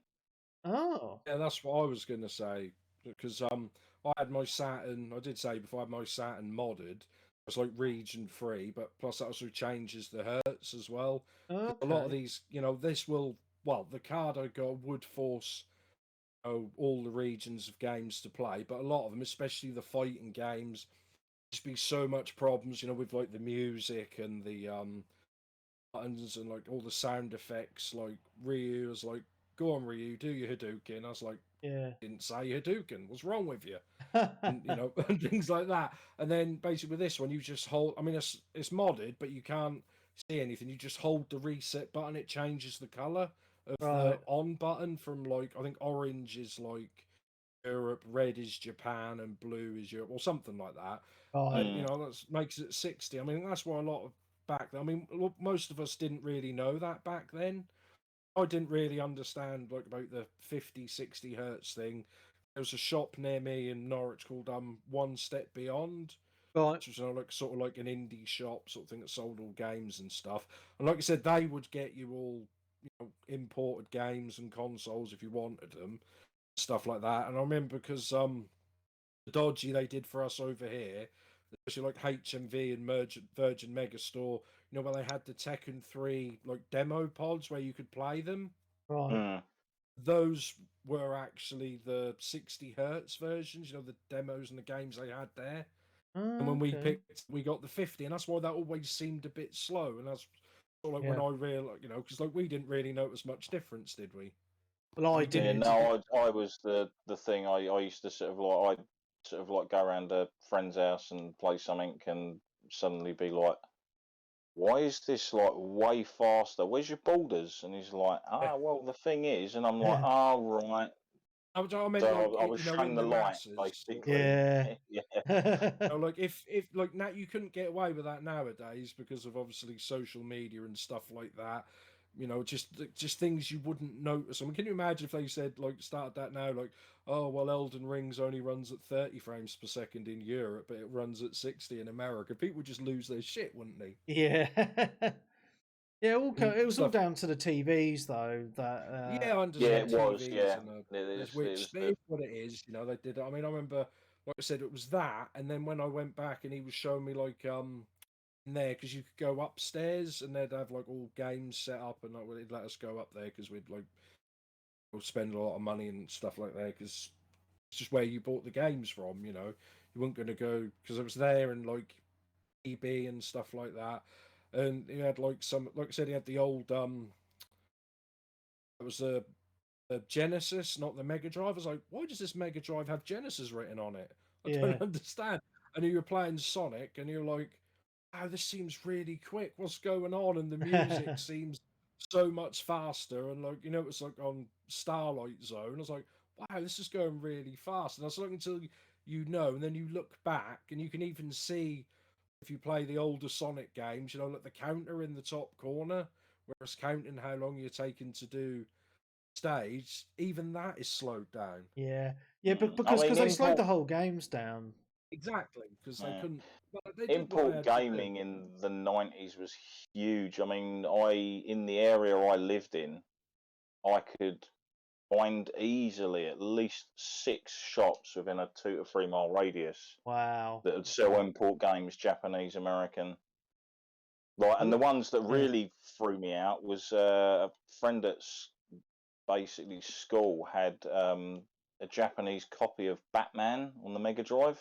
Okay. And there were a few games on the Mega Drive that came in really small cases. It was like the case was about the same size as the cartridge. Okay. So it's sort of like it was like really cool. I wish they all came in that sort of size cases rather than the ones we did end up getting. Yeah, the big plastic boxes. Yeah. But I did just think, yeah, that's really cool and unique. I think Fantasy Zone might have been one of the ones as well when that came to the Mega Drive, like Super Fantasy Zone or whatever it was. That was like it as well, and a couple of others. But yeah, there was even like a place that I could cycle to in 20 minutes from my house that used to do like video rentals. They sold American and Japanese Super Nice. I Nintendo don't and remember. Mega Drive games. See, I remember a few independent gaming shops when I was a teenager, and they were really good places to go. And chatting to buy games, right? But I don't remember any shops selling imports. So you must have been really lucky in the area that you were in. Yeah, I mean, Dan probably noticed it as well because obviously he used to live down this area back Yeah. around the same sort of time. Yeah. We were pretty flush for arcades and stuff as well down there Oh, that's lucky. Yeah. in different places. But yeah, as well, we didn't really have Super VHS either, did we? Whereas I think America and Japan had that like way before, Right. known as SVHS, because there was actually a couple of games on the Dreamcast, because I had a Japanese Dreamcast, that would only run through SVHS because they didn't work in SCART. One of which Oh, was right. Street Fighter Alpha. Oh, how weird. I think it was Alpha 3, maybe, or 2. There's Alpha 3 on the Dreamcast. Yeah. It was just a bit of a bummer. If you had the that would only Japanese, work. that would have been 03, wouldn't it? Yeah. I went and picked that up from CEX in Bromley South. Oh, wow. I picked that up. Hmm. His CEX used to be an import game shop. Like that was where they made their big name, and then they branched out Oh, into right. mobile phones and other stuff, and now they're just down every high street, really. Yeah. But yeah, they started off. They were the first shop in England, I believe, to have the Japanese PS1 when it came out, and they were Wow. charging $1,000 for it. Fucking hell. Back then, that was a hell of a lot of money. Even now, it's a lot of money, but back then, that was a hell of a lot more money. I The mean, PS1, weren't they selling man. the PS5 for like 700 and people were giving them crap, you know? And this Yeah. is like, you're talking, what, 25 years later? Yeah. Oh, I always wanted one of those Net Yaros PS1s. Do you remember The those? black one. The black The Yeah. black one. Yeah. Yeah, I'd They were tried dev to find ones, weren't they? Yeah. Yeah. But they put them into like some like colleges and stuff as well, like to teach people how to make games and stuff. Yeah, it was like kind of the Yeah. first kind of indie kind of scene. Yeah, those systems are so cool. Yeah, I'm a bit Ah. annoyed actually. I had the chance of buying one of them for a car boot for about 30 quid, and I turned it down because I didn't really know much What it about was. Yeah, I didn't want to know. I thought it was someone had just rehoused the PS1 in the black casing. So I didn't buy it, and I went back the next week, and he was there again, and I said to him, "Have you still got that black PS1?" And he goes, "Yeah." He goes, "Oh, is it for sale?" He goes, "No." Oh, because I've looked it up and seen what it's worth. Oh, yeah. So I was like, no way. "Fuck." So, because that was the thing, I went away and looked it up myself. Ah. So, but there we go. Oh well. Anyway, enough reminiscing. Otherwise, we'll be here all night. What else you played, Right. dude? Well, the last game I've really been playing is still Pokemon Arceus, because it's weird, because I thought I'd finished it because it said I'd finished it and put the credits up, so I thought, oh, I'm finished. I wasn't finished. There's still a lot more to do, so I don't know why it brought the credits up now. Like I said, I haven't even You got seen to catch or them all, caught... mate. Exactly. I think that's what you actually have to do. I'm 3 away from getting them all now. Oh wow! There's a few. There's 242, and I've got 239. Wow. There's I think there's the final 2, which is in a mission, so they're easy enough. I was doing like all the evolve this and swap all this sort of thing, which, you know, I was thinking, oh, at least you don't need 2 copies of the game, which people were sort of like praising them for, because normally when they release Pokemon, they release 2 versions of the game, and they said, oh, it's nice of them to release Arceus. And then obviously the next one you've got, what was it, Scarlet and Violet, so they're going back to that. Right. Then I found out there's 2 Pokemon in this which you cannot catch unless you've got sword or shield, or newer one, the Brilliant Diamond, Shiny Pearl, or whatever that is. You have to have a save on your console from that game, or you just can't catch those like 2 Pokemon. Oh, right. Which is kind of cheeky. I mean, I remember Yeah. at Pokemon Let's Go Pikachu and Eevee, that one was almost just bad, maybe was badder, because obviously that was the remake of the first one, so it was 150 or 151 including Mew. You couldn't catch Mew unless you bought the little £40 Pokeball wireless controller thing. Right. So I'm like, oh, so I finished that and caught all 150. But I thought, well, I'm not. I count that as finished. And then I was just told, nope, it's got to be 151. So I'm like, buggers. But yeah, I've been sort of enjoying that, just sort of floating about. I mean, I've got up to nearly 90 hours now. Wow. A lot, I've never normally spend. I don't think I've put that much time into a Pokemon game.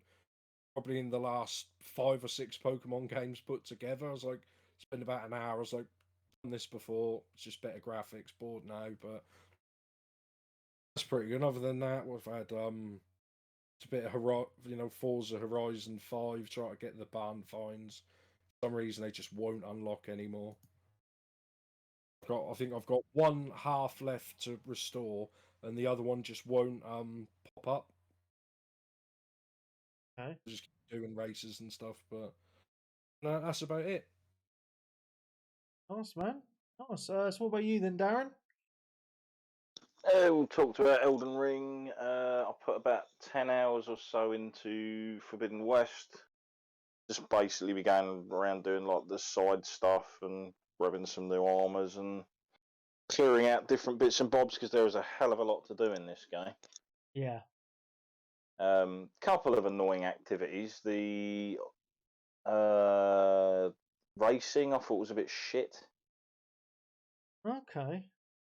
Like where you sort of like meet up with people that are like racing around on like machines, and you do like these course races against them, and like yeah. you're I never shooting bothered with stuff, and everyone's Yeah. stunning each other, and that. and the fighting pits are a bit stupid as well, because you don't actually fight people properly. You just got to do these sort of like challenges almost, where it's like hit them with this combination and stuff, and that's it. Yeah. And you're not really fighting. I don't get it. Like you're supposed to be a fighting pit, and even when you challenge the pit boss or the pit guy, it still generally tasks you to do just a set few things, and that's it. Yeah. And then you kind of win. Still enjoying it. Like Stunty said, it's an absolutely gorgeous game with the different environments and stuff you go through. I can't wait till I get to a place I was kind of spoiled on. I'll just say like Fallout. One of the Fallouts is there, if that makes any sense. Okay. But yeah, I've seen someone post some pictures online of like that area at night. Yeah, it's It's annoying like, these days. Isn't it? People put pictures up of the game where they are, and it's yeah, I will say just briefly on that. I've heard recently a few people were moaning. Does Xbox not allow you to upload video clips anymore to Twitter from the console? 'Cause Oh, I'm you sure I've heard can, someone. but it takes out the audio for some weird reason. I don't know Ah, why. Yeah, because it just I put basically a makes few them up. like a GIF. Well, I put a few videos up this week, and there was no audio in them, and I have no idea why. It was really odd. Hmm. No. Strange. Yeah, a little bit of King of Fighters 15, sorry. Yeah. Final Fantasy 14. Yeah.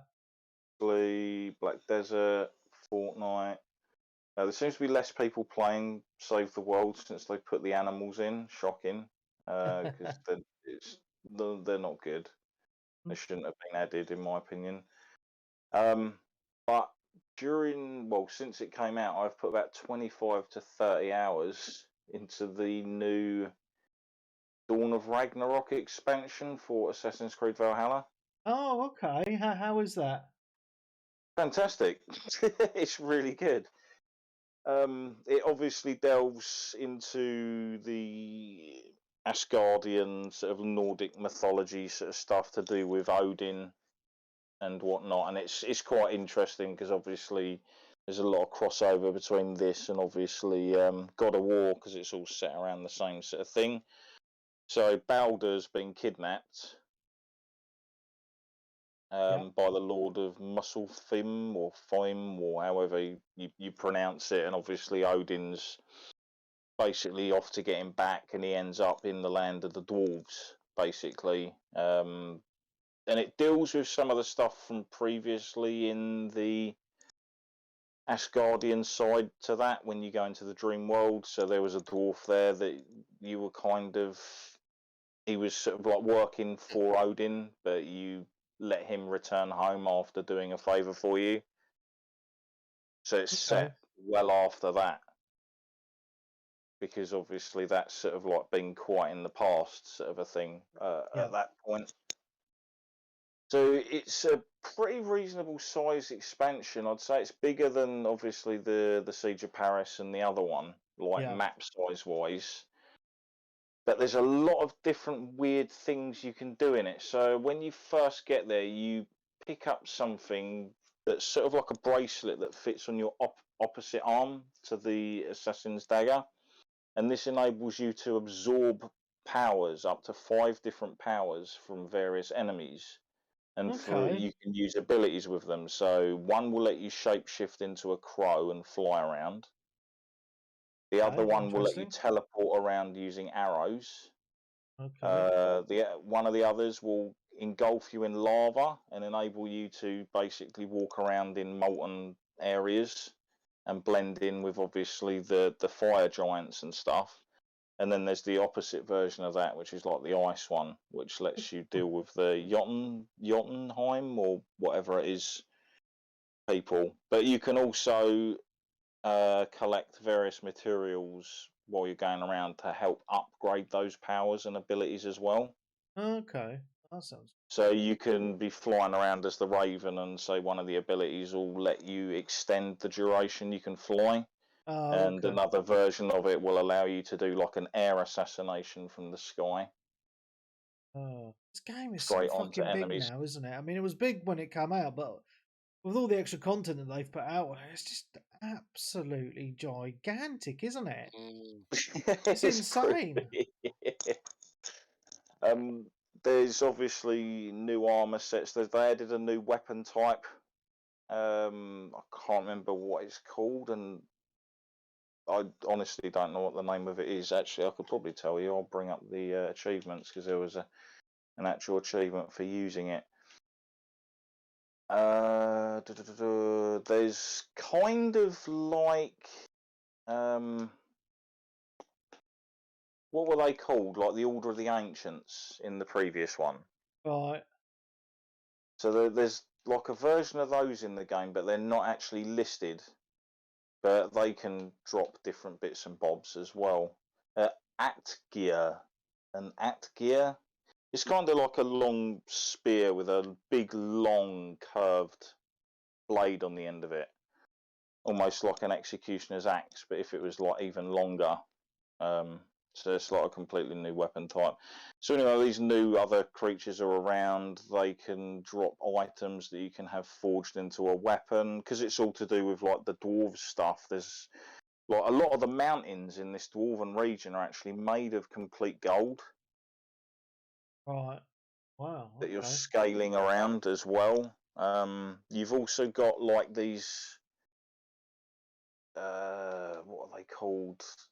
Monoliths that are like floating in the sky from obviously the invading force, because they've basically invaded the dwarven area and fucked a lot of it up. So there's like loads of death and destruction and murder and stuff going on as per usual. Happy days. A bit like it was in Siege of Paris, really, when some of the areas in that were like pretty steeped in miserable goings on. Yeah. But you can fly all the way up to these monoliths in the sky. And basically take an item out of those that will help you upgrade stuff for your gauntlet as well. Okay. There's armor in the game that you can pick up that's cursed. So if you're wearing it, it will slowly degrade your health over time. And you can't dodge until you pick up these purification runes that you can socket into the armor, which will basically turn it from cursed to blessed. And will change the colour of the armour from sort of like a steel to a gold. Right. And you'll get some pretty cool bonuses. Everything now can also be upgraded to divine rank in the gear wise. See, before it went up to mythical, but now you can get like a mithril ingot which will upgrade that piece of equipment to Divine, which will allow you to upgrade it another 3 times.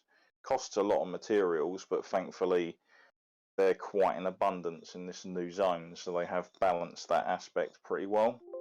Okay. Nice. And if you're wearing a full set of Divine armor in this realm, you get like a bonus. I think it's only the same bonus on all the armors, but it's like you take no full damage. Right. So you can technically good. fly up onto one of these monoliths and then like just jump off it and fall like what feels like about 2 miles to the earth sort of thing, and land. And I landed from one of those right in front of like one of these bosses that was just randomly walking around the zone, like these named enemies.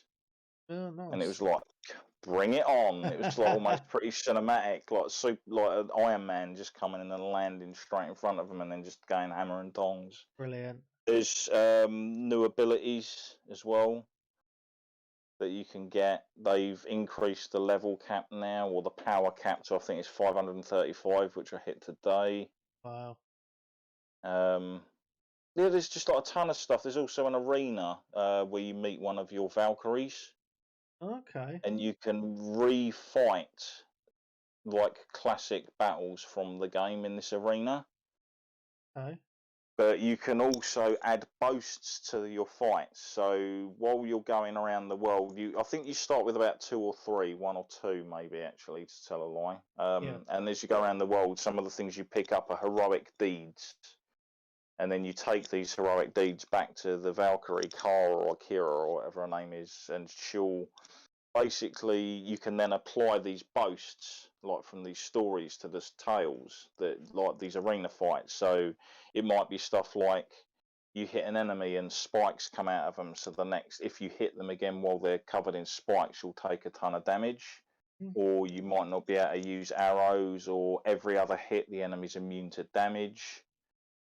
And the more of these bonuses you apply to these arena fights, you earn more tokens that you can spend in her shop, where she sells like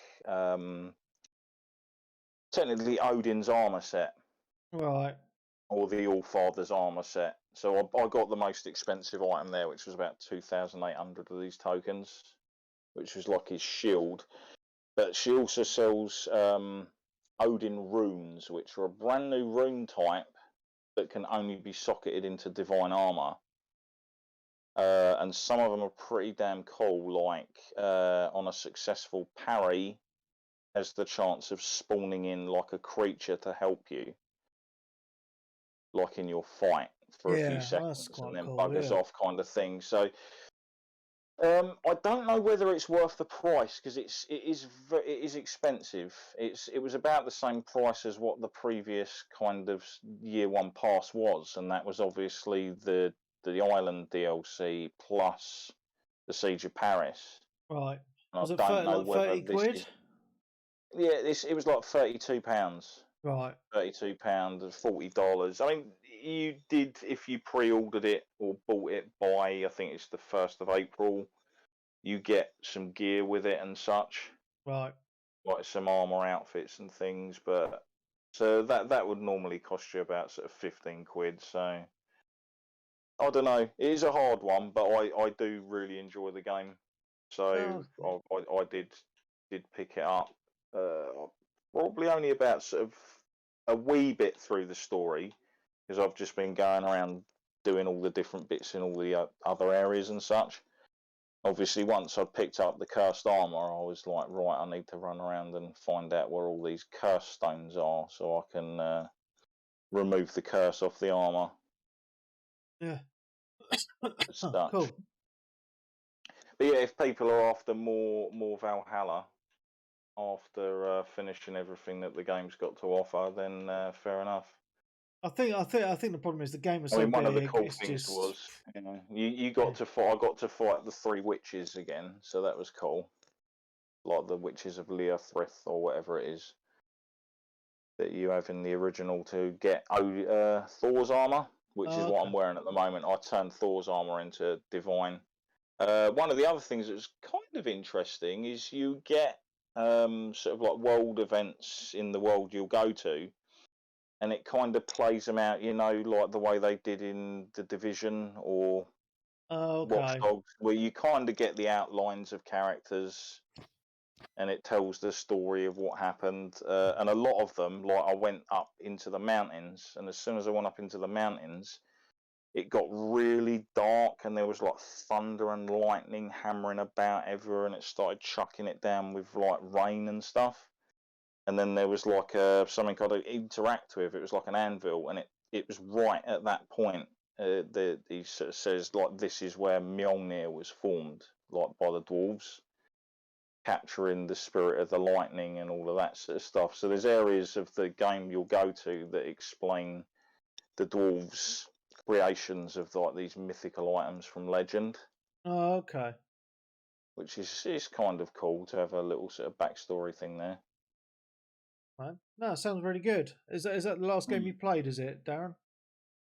Pretty much, yeah. If there was any more, I'd be dragging us on for ages. Oh, like really. yeah. Okay, I'm gonna rip through mine quite quick because I've noticed we've been going for nearly 2 hours now. So, okay. So I've been playing a little bit this week. I'm not going to bang on too much about the ones we've already talked about at all, so I'm going to skip those completely. So obviously I played Elden Ring, no surprise there. But I've also been playing quite a lot of Gran Turismo 7, as you can imagine. I'm still really enjoying that. I'm not going to go on about it too much. Just still really enjoying the cafe stuff and the licenses and the multiplayer. I have been enjoying the multiplayer, even though they still haven't fixed it. Where so basically you set up a room and you set the track and the rate and the car class, but then afterwards, like say you finish race, you have to quit out of the room and make a new one to change the fucking track and the car classes, which is a load of shite. But Yeah, apart I from remember you that, saying.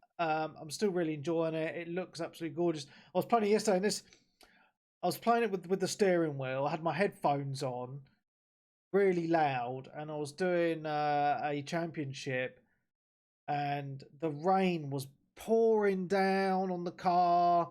I was driving around, and it just the sound with the graphics. It was just I felt like I was there, like because they do the weather so well in Gran Turismo 7. Like I watched some comparison videos where they were trying to compare the rain, and I was like, what the fuck? It wasn't even raining in the videos that I watched because basically they were like like in real life, the rain will go in stages. So like it'll be hammering it down, and then it will like taper off to like nothing, like to find spit. You know what I Become mean? a bit gusty, yeah. Yeah, so I was on this race. It was like hailing it down like super hard. It was like, but it was like, and you could just really hear it and see it just, and on the window, the windscreen wipers and all that. It was like so good. And you really have to like watch what tires you've got on your car as well. So I went into the race with a set of intermediates, and I was still sliding around everywhere. So I went and bought proper rain tires, and then I actually had a little bit of grip. So the different tires you put on your car do make a massive difference in the handling, and it really does. What's the word? It really makes a big difference in this compared to other games that I have played. So I just wanted to say that. But yeah, I'm really enjoying it. But I don't want to talk about it too much because it's a racing game, and I have talked about it a lot the last few weeks. Anyway, yeah. So just talking about the PlayStation as well. I did actually play something new on the PlayStation. I played the demo for Stranger of Paradise Final Fantasy. I'm surprised you haven't played this, Darren. I did when they brought the original demo out. About sort of a while back, 6 months ago, maybe something like that. Yeah, it's weird.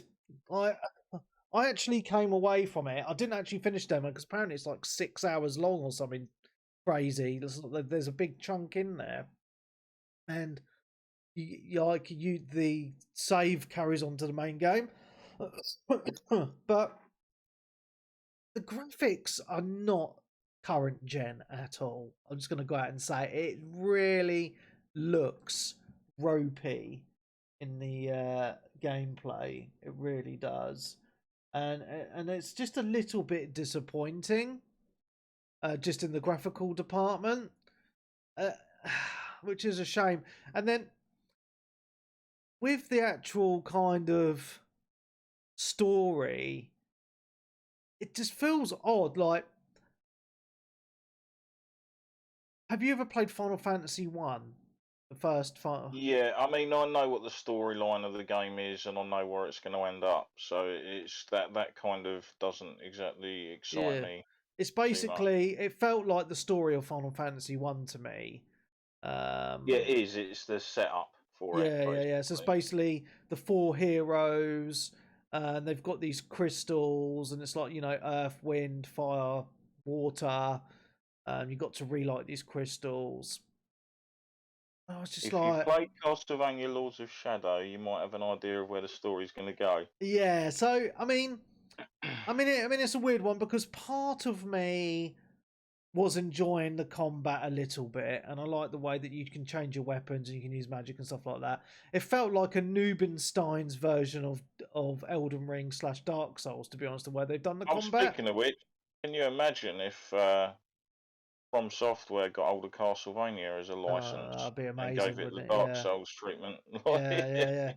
But like, I mean, the thing is, right? I was playing it on the PS5, playing it on performance mode to get the smoothness, but I just, the whole time I was playing it, I was just like, this just looks so ropey, and the frame rate even on performance mode was all over the place. I was just like, if this is the final product, it just feels very rushed, and I imagine it's been in development for a while, and I'm a massive Final Fantasy fan at the end of the day, but it just feels like,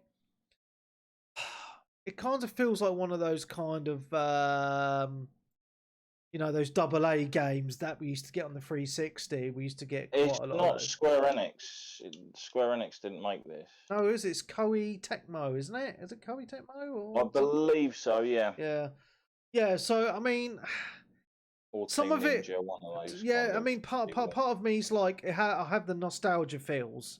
Yeah, as a Final Fantasy fan, because they do a lot of fan service with the music and certain story elements, and they have the whole scene from the original Final Fantasy where they're standing, on that cliffside looking over the castle in the distance, and it has the epic music. So that so part of me's like, I love the nostalgia stuff of Final Fantasy, but the other part of me is thinking, if I'm not a Final Fantasy fan and I'm looking at this objectively, it's not a great game from what I've played. It's very mediocre to today's standards, and that just got me really disappointed, because the game's out, I think, this Friday. Or the Friday, or it is out this month. It's out within the next couple of weeks anyway. And I'm just like, man, I'm not even like, I'm not going to buy it when it comes out, because I can already tell from playing the demo that it's going to hit the bargain basement very quickly. It really is.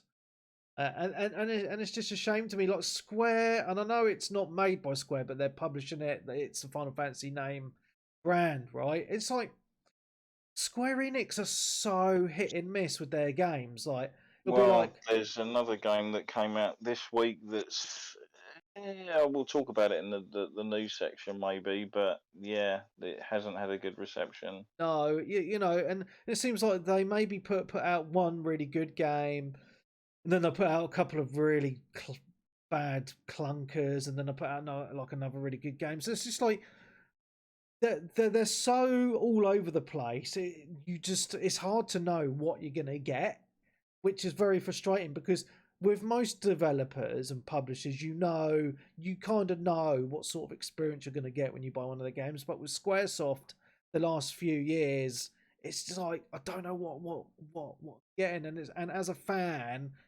it's just so frustrating. It really, really is.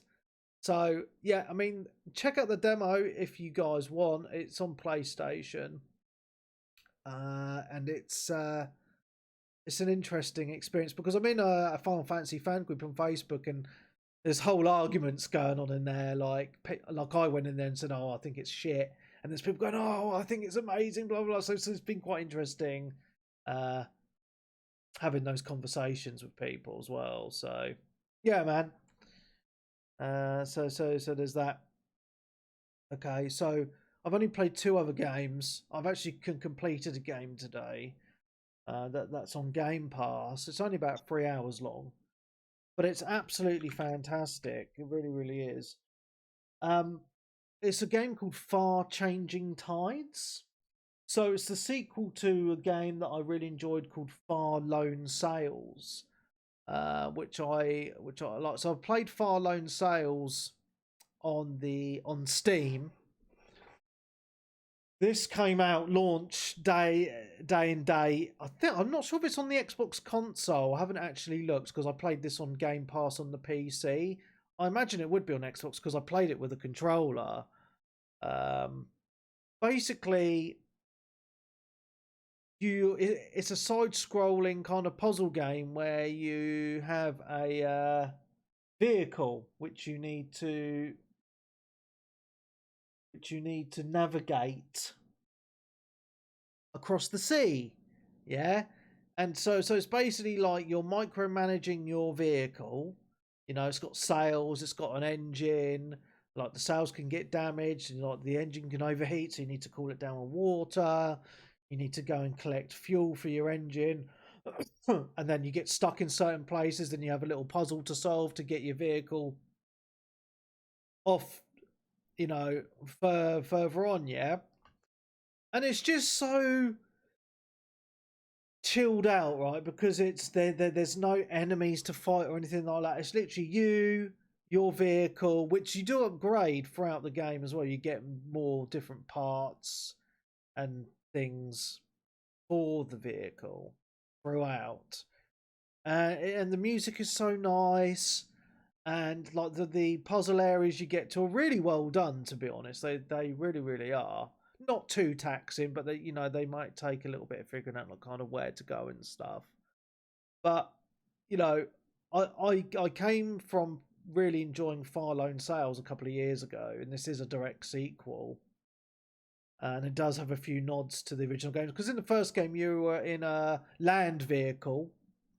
Yeah, wheels, and you had the sails and an engine and stuff like that, and it was very similar. But obviously, this is called Far Changing Tide, so you're on a boat, on water the whole time. So it's a different type of vehicle. And I've played it over the last couple of days. I've just had a smile on my face the whole time. Just really enjoyed this experience because, sometimes you just need kind of a chill kind of puzzle game with a little bit of adventure and nice music, just to chill out to, I love those sort of games. So, if you've got Game Pass, definitely check this out. It's one of those, true little gem. So it's a true gem, and I would recommend that anyone play it, to be honest. Especially if you've got Game Pass, you've got no excuse. It's not a long game. Enjoy the experience. You get quite a lot of Chivos on it as well. So Peebs, if you're listening, definitely check it out. I absolutely loved it. Absolutely loved this game. So take a chill pill from Elden Ring for 2 or 3 hours and play this, and you'll be all mellow again. Trust me. It's nice. Yeah, it's really well done. It really, really is. So the last game that I've been playing over the past couple of days, I wasn't expecting to play this actually. It's Guardians of the Galaxy, the video game. And I'm not really into superhero stuff. But I quite enjoy the Guardians movies because they just they're just silly. The soundtracks are always, really, really good. And the thing that I like about the game is it keeps that awesome soundtrack. Yeah. And you get certain points where it's like, put on some tunes. You're like, yeah, you're bopping your head like proper 80s classics. But the reason I'm playing this is this hit Game Pass this past week. Even though I had it on Wes Pass on the PlayStation 5 because of the lack of hard drive space on the PS5. I actually uninstalled it for other games on the system, and I really wasn't in the mood for it. So obviously now it's on Game Pass. I've installed it on my PC because on the PC it's got the ray tracing, ultra amazing graphics and all that bullshit. So I thought, you know what, I need to use my PC because I haven't really been using it to its full potential for a while anyway. So I thought I might as well use this, and the ray tracing looks freaking awesome on it. I'm on to chapter 3 now. So I'm not super far into the game, but already so far I've absolutely loved the experience. Like it did take me a little while just to get used to the characters looking different to the movies because they haven't got the likenesses. But I'm kind of used to that now. They kind of look more akin to how they did in the comics. Right. I mean, I don't read comics because I'm not a comic nerd. But yeah, I mean that's cool, right? But what I'm really liking about it is there's a lot of conversations throughout the game so far between the characters, and they're always really well done. Like they feel like proper real conversations. There's some real good comedy moments like in the movies, which I think is really cool. It's a good game. It's the thing about the game as well that's quite different is the way the action is. It's not just your normal game where you just go into a battle like the Gears game where you start just shooting an enemy. You use your characters with a will, and your characters do different things. So say there's an enemy in front of you, you can use your action button and you can bring up, say, Groot or I can't remember the other characters now. Rocket. Gamora. Rocket. Yeah, that's right. And then what you can do is they all have different powers. So you can use that character to then attack one of the enemies, and you can have all 4 of them attack certain enemies. It has its little spikes in difficulty. Sometimes it's quite overwhelming. It's a good game. I mean, it's graphically, it's beautiful looking game. It is gorgeous, but I'm actually really enjoying it, and I'm quite surprised because, and again, it's another Square Enix game, isn't it? And the previous superhero game, I forget the name of it now. Marvel Avengers. It come off the back of that. Yeah, and that was panned massively, but I think they definitely turned it around. This, I mean, it's a really enjoyable experience, and this is from someone who's not really normally into, the superhero stuff massively.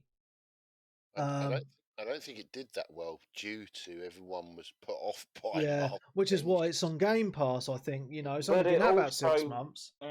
Like I said, when we did our Game of the Year show, it ended up on quite a few people's Game of the Year list. I think it was on your Stunty. And even like a lot of the top sort of streamery kind of people in the games that sort of obviously do the game stuff on YouTube, etc. It was in a lot of their top 5 as well. I noticed. It has surprised me how good it is. It's a little bit repetitive by the end, though. That's fair enough. I mean, I'm not super far in, so I'm only on the 3rd chapter, but I think it's a really good addition to Game Pass, to be honest, because now more people will be able to enjoy this game, which is really, really cool. So I'm not excuse me. So when I'm not playing Elden Ring, I'm looking forward to playing a bit more of this, to be honest. So it's a good little game. Remember not to fuck up all your buttons.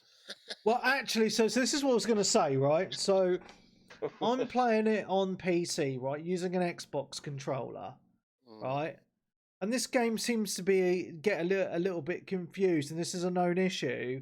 I don't know if this is happening on the Xbox or not, but it gets confused if you're playing it on an Xbox or a PlayStation or PC, because I put a picture in the Discord. Let me try and find it, right.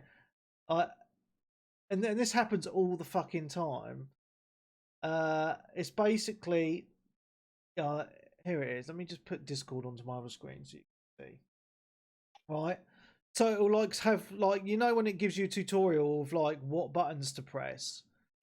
Yeah, it will say on the wheel, for example, there it will be press Y to use Gamora's move.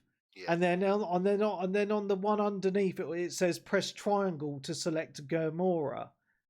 Yeah. And it does this all the time. Like it'll give you some hints with a PlayStation button and then some hints with the Xbox controller button.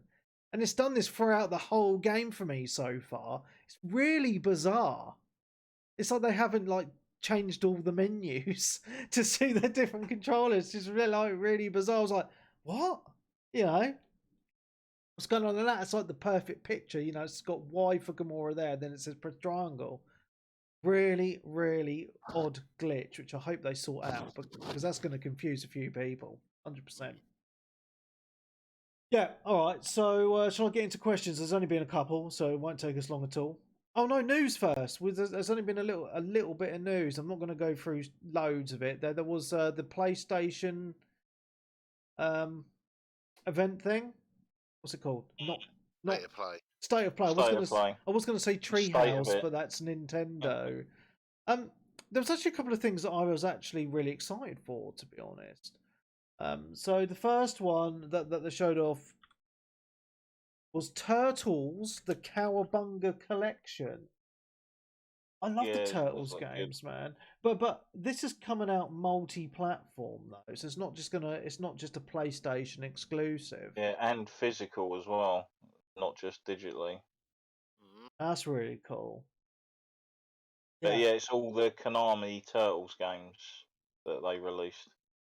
I mean, the only one that I'm interested in is that arcade side-scrolly one, and that's literally it. Yeah, but the fact that it's got tournament fighters in there, I think, caught a lot of people off guard, because it's like, oh, it's just going to be all the side-scrolling Turtles games like Turtles, Turtles in Time, Yeah, Turtles Arcade, etc. The one on the NES, Yeah. and then like tournament fighters come out, and it's like, oh wow, we've got that as well. I've never played it. Is that a good game? It's not. It was decent enough at the time, but probably now you're like, it's like a beat 'em up, like one-on-one fighter. Right. I did with the Turtles characters. Yeah, I mean, there is quite a big selection of Turtles games on there as well, which is quite. Yeah, man. So I was quite surprised by that. They did show off a new game as well, called Trek to Yomi, which looks really See, cool. this apparently, I was watching someone's reaction stream, and apparently this game's already been out in early access on Steam or has on it? PC. Yeah, Oh, I didn't know that. because it did look like it looked very kind of sort of like 2D side-scrolling Sifu with samurais. Yeah, it's very Kurosawa stylized as because well, it's like, all yeah. in black and white. Yeah, like those old kind of Japanese samurai movies, right? But you know, I think it looks really cool. But then the day after, I just wanted to put this out there, right? It came out in the news that it's coming to Game Pass out at launch. Yeah.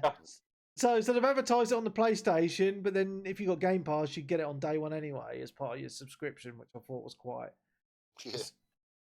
funny. But yeah, I mean, it's a side-scrolling kind of samurai game. It looks quite tough, but I like that stylization of it. It looks really cool. So that's just a game I wanted to highlight that I'm quite excited for, to be honest. Yeah, not Dino Crisis as well. Oh, I was going to talk about So so they announced this new game, Exoprimal. It looks fucking awful. What the fuck is this about? It's done by Capcom. It's not. I don't think it's the Japan. I think it's one of their Western divisions. You know, like when they licensed out the third Lost Planet to a Western developer. I think this is kind of what they've done with this. Because the characters look very Westernized, unless they've just kind of given them a Western coat of paint to it. One of the characters looked suspiciously like the main character from Dino Crisis. But it kind of looks like someone was like, oh, what if we took Dino Crisis and made it like EDF? That's what I thought. I've got to go anyway, but it did look like Earth Defense Force, but with dinosaurs. Yeah, because it's like hundreds and hundreds of dinosaurs coming in for these portals. I was just like, Yeah, it just looks a bit shit. It looks like a 360 game. It does. It looks Yeah, awful. It could be fun. shiny. It could be Yeah, it fun. could be fun. It's yeah. gonna flip flop straight away. You'll find it in the bargain bin within a couple of months. Well, it could be on Game Pass day one. Then we'll Yeah, know. it does strike me as a Game Pass game, to be honest. It might not even be a full price game either. True. It just looks a bit shit. One thing that I did think was quite a cool announcement at the State of Play was Returnal is adding co-op for the campaign, which I think is awesome because it is a strikingly difficult game, and I think in co-op it'll make it a little bit easier, which is quite cool. I thought that was a good piece of news. I've got Well, to shoot anyway. Yeah. All right, So- Stunty, thanks for coming on. That's And, all right. Take care, everyone. Yeah, I'll catch you later, All right, man. yeah, So, catch you later, mate. Take it easy. Bye. Bye. And the other piece of news from there was that Forspoken has been delayed until October. Yeah, that was actually announced, wasn't it, a couple of days before? I think it was the okay, I day didn't see after that. we recorded last week, wasn't it? They Was put it? out a thing saying Oh. that it had been pushed back. And I must admit, like, this was probably one of the best showings of the game, in my opinion. Like, it did look like it had been Looks polished good. up quite a bit. I'm actually quite excited for it. It looks really good. That whole I'm kind of mystical setting. looking forward to it, but I'm hoping it's going to be one of those, like, you pick it up thinking, oh, this will probably be all right, and it ends up being, like, way better than you I expected. hope so. on I the hope so. games. Yeah. That is literally all the news that I've got. So I don't know if you. There was a if couple of Square ones, wasn't there? There was like another game in the Valkyrie profile series. It's called Valkyrie. Is it Valkyrie Elysium or Valkyrie something or other? Valkyrie. Again, it profile. kind is of it? looked. Yeah. It looked rather westernized, which I wasn't particularly too happy with. Like considering the old Valkyrie profile Yeah, titles. Valkyrie Elysium. Yeah, I was right. Yeah. Yeah, you So, were. we Yeah. shall see. And again, like. There's a few people excited for this, but From what we've seen, yeah, I mean that carries off the name. I mean, the Square. So many of these companies have a lot of old titles that they don't know what to do with. I mean, when was the last time we saw a Parasite Eve game oh my goodness. from Square? And they could do something pretty interesting with that franchise, to be Yeah. honest. And there's a lot of people out there that are gamers now in their sort of like 30s and stuff that grew up playing these games when they were kids. Yeah. So they'll always be quite entertained by this. And then there was another sort of like tactical top-down strategy game, wasn't there, that I thought looked way better than the Valkyrie one, Oh, what was that called? in my opinion. I don't know, you've got the computer in front of you. Oh, fuck's sake. It had a bit of a weird name to it, as you normally would, but yeah, that was announced as well. Oh, I can't find it. I'll have to. And while we're on the Square news, Yeah, go on. a game came out this week on the Switch called, Oh, God. was it Chocobo GP or Chocobo Racing? I'm not entirely Yeah. too sure what one it Yeah, was. yeah. So Put up it your released. street, Webby. Yeah, it released digital only outside of Japan. Ugh. The game is just shy under full price,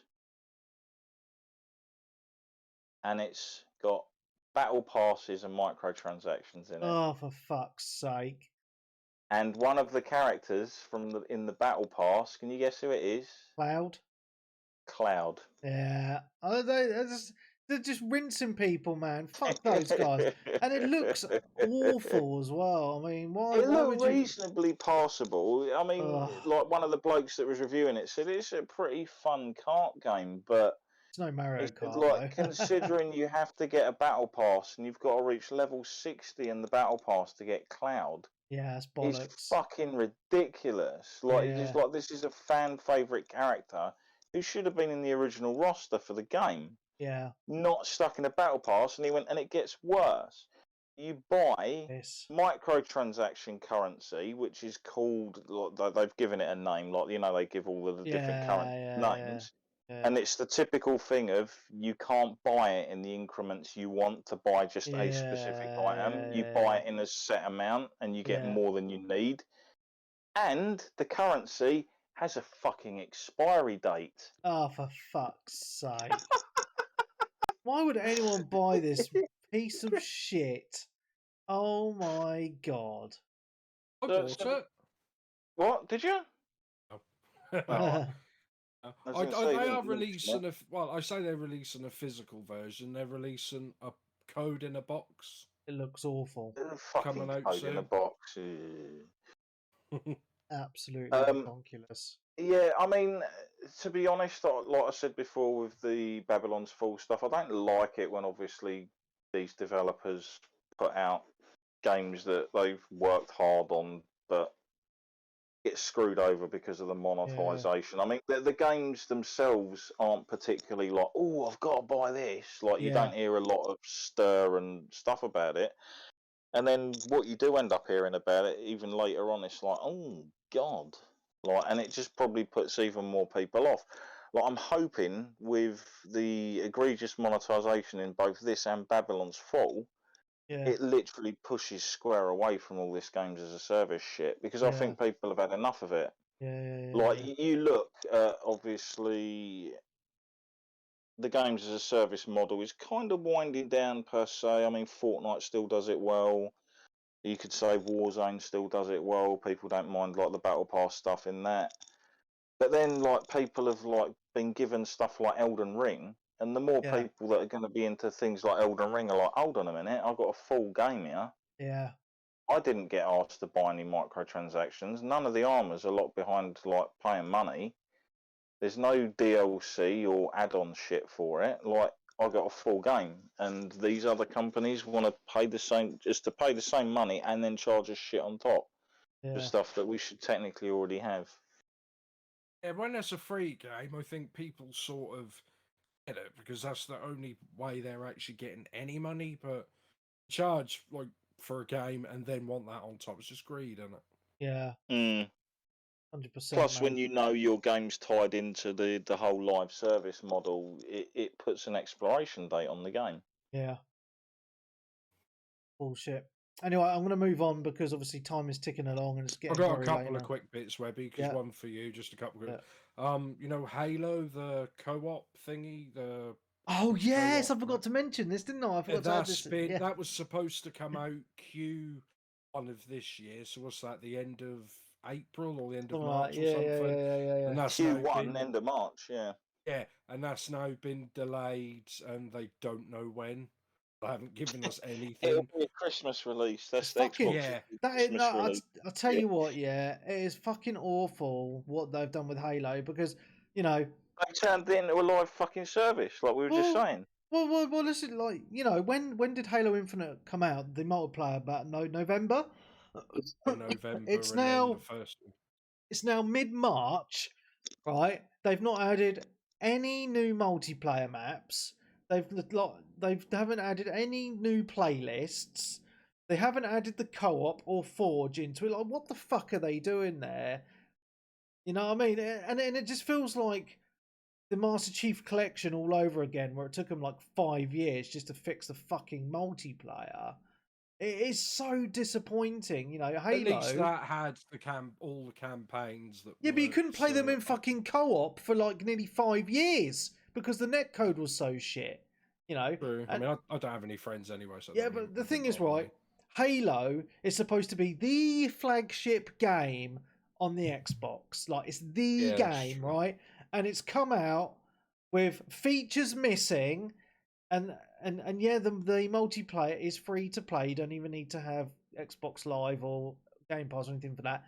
But you expect a live service game to be updated every so often, and the fact they haven't even added any new maps or game modes is fucking disgusting, in my opinion. Thought it'd be once a week something had happened, wouldn't you? It's just it's shit. You know, I mean, there's only so many times I think the gameplay in itself is really, really good. But I've fallen off it now because I'm just sick of doing the same shit all the time. I want some new maps. You know, that is what I would love to see, and some new modes and stuff. And it's just a shame, like, you know, it feels to me like the game has died already. Like I look at my friends list every day. I don't see anyone playing it now. Really don't. And it's free and it's fucking free to play. I see no one on it, and that is shocking to me. You know. So yeah, I think Halo is dead. As you know, it is fucking dead in my opinion. And you know, what else has Xbox got as exclusives now that's actually any good? And it hurts me to say it because you know I've been an Xbox fanboy for so long. Halo's dead. Gears is dead. The only decent fucking exclusive Xbox has got now is Forza Horizon. That's it, in my opinion. I was thinking this the other day. I don't know any Xbox exclusives that are announced to actually come out. Any Starfield date? is the one that people Starfield, yeah. Mm. But yeah, it's just a shame, and it does sound like I'm bitching, but you know, it's good reason to bitch. Like I personally feel like the quality of Xbox exclusives has really gone downhill. It really has. And it's just such a shame. It really, really is. It's not necessarily the games themselves. It's more along the lines of how those games are presented to you. Like what tainted Gears 4 for me was, yeah, the story was a bit weird and strange and kind of made you thrown in with these new characters you didn't really give a shit about. Yeah. But it was like the over egregious monetization and Yeah. card packs and all that kind of shite that like really drove the nail into the coffin for me. And then they did pretty much the same thing with Halo 5. Awful lackluster campaign, like the worst in the series in my opinion.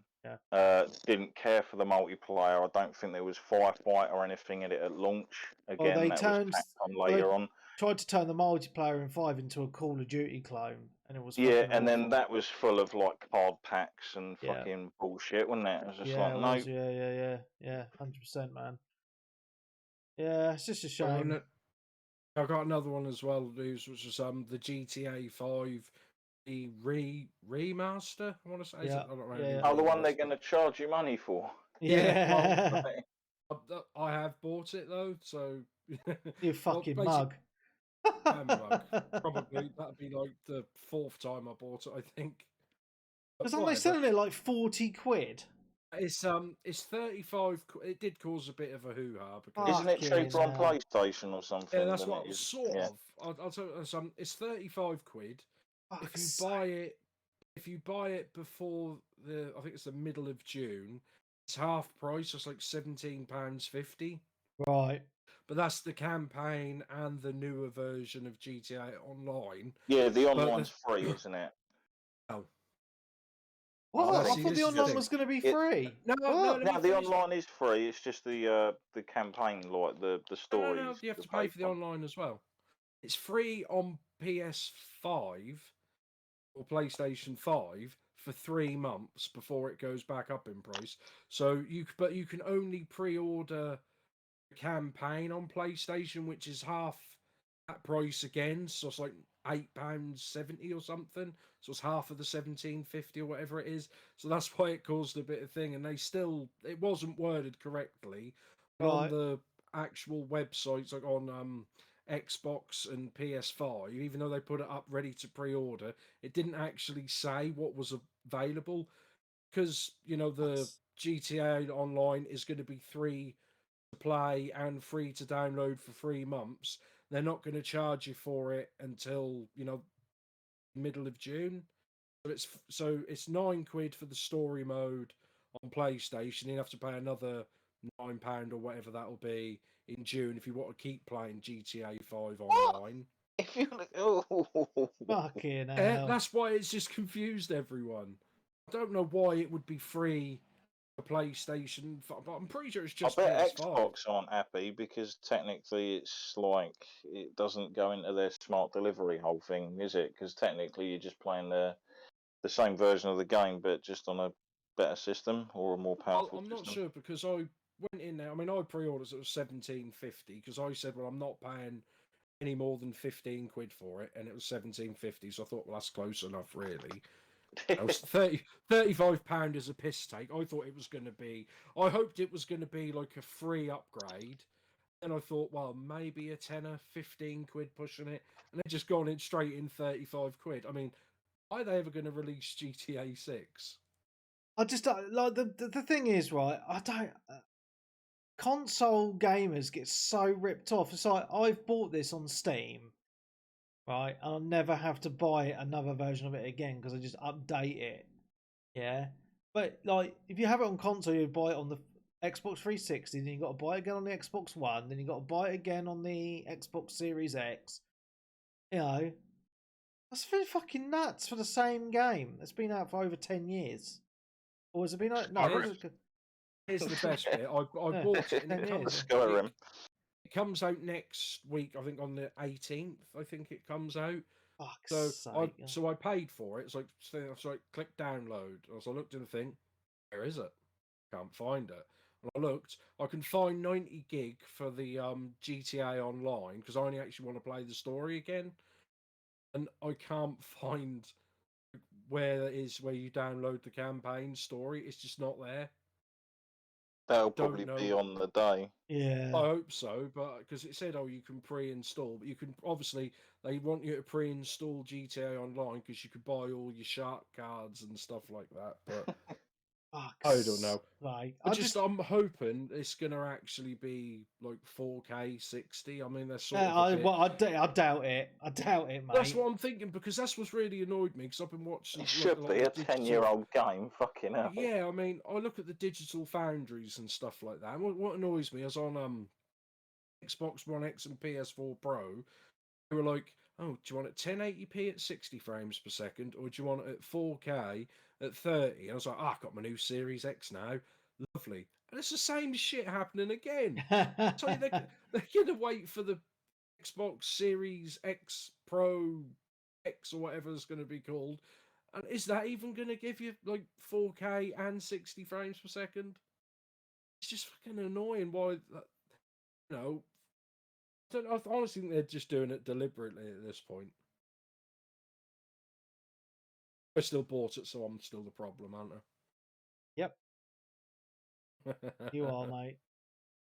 What? Yeah. Again, I have to have the new version. Okay, should we get into a couple of questions and an end? Yep. All right, yes. Sweet. So, Sly Almond asks, what was the last gaming cultural zeitgeist before Elden Ring happened? Everyone is talking about this one. What are some games in previous years that inspired conversations like this? Not a Dark Souls series.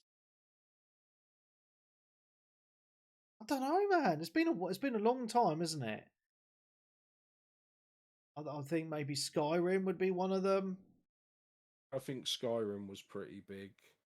Yeah, but I think since Skyrim, I can't think of any other game that's really generated so much discussion and stuff, you know.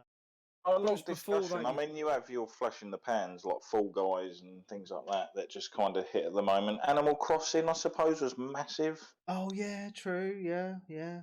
New Horizons. Maybe we just know it's more massive now because it's all over social media, whereas before that was just if your mates were talking about it. Yeah. Those the bigger ones you'd have had would have been what, GTA, San Andreas, and Vice City, that sort of thing. Yeah. I mean, we should just be glad the people on Twitter are actually talking about games instead of screeching about fucking politics and world shit. Very true. Very true indeed.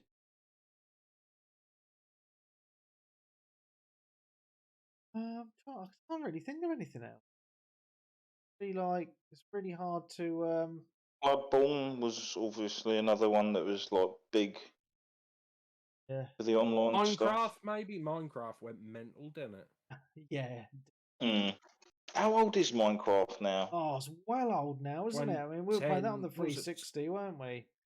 2008, 9, because that was in like beta for a while, wasn't it? It was on PC as well, way before it hit console. Yeah, that's what I meant. So I don't know official release date, but 360, I think, was within the last couple of years of its lifespan, wasn't it? I think.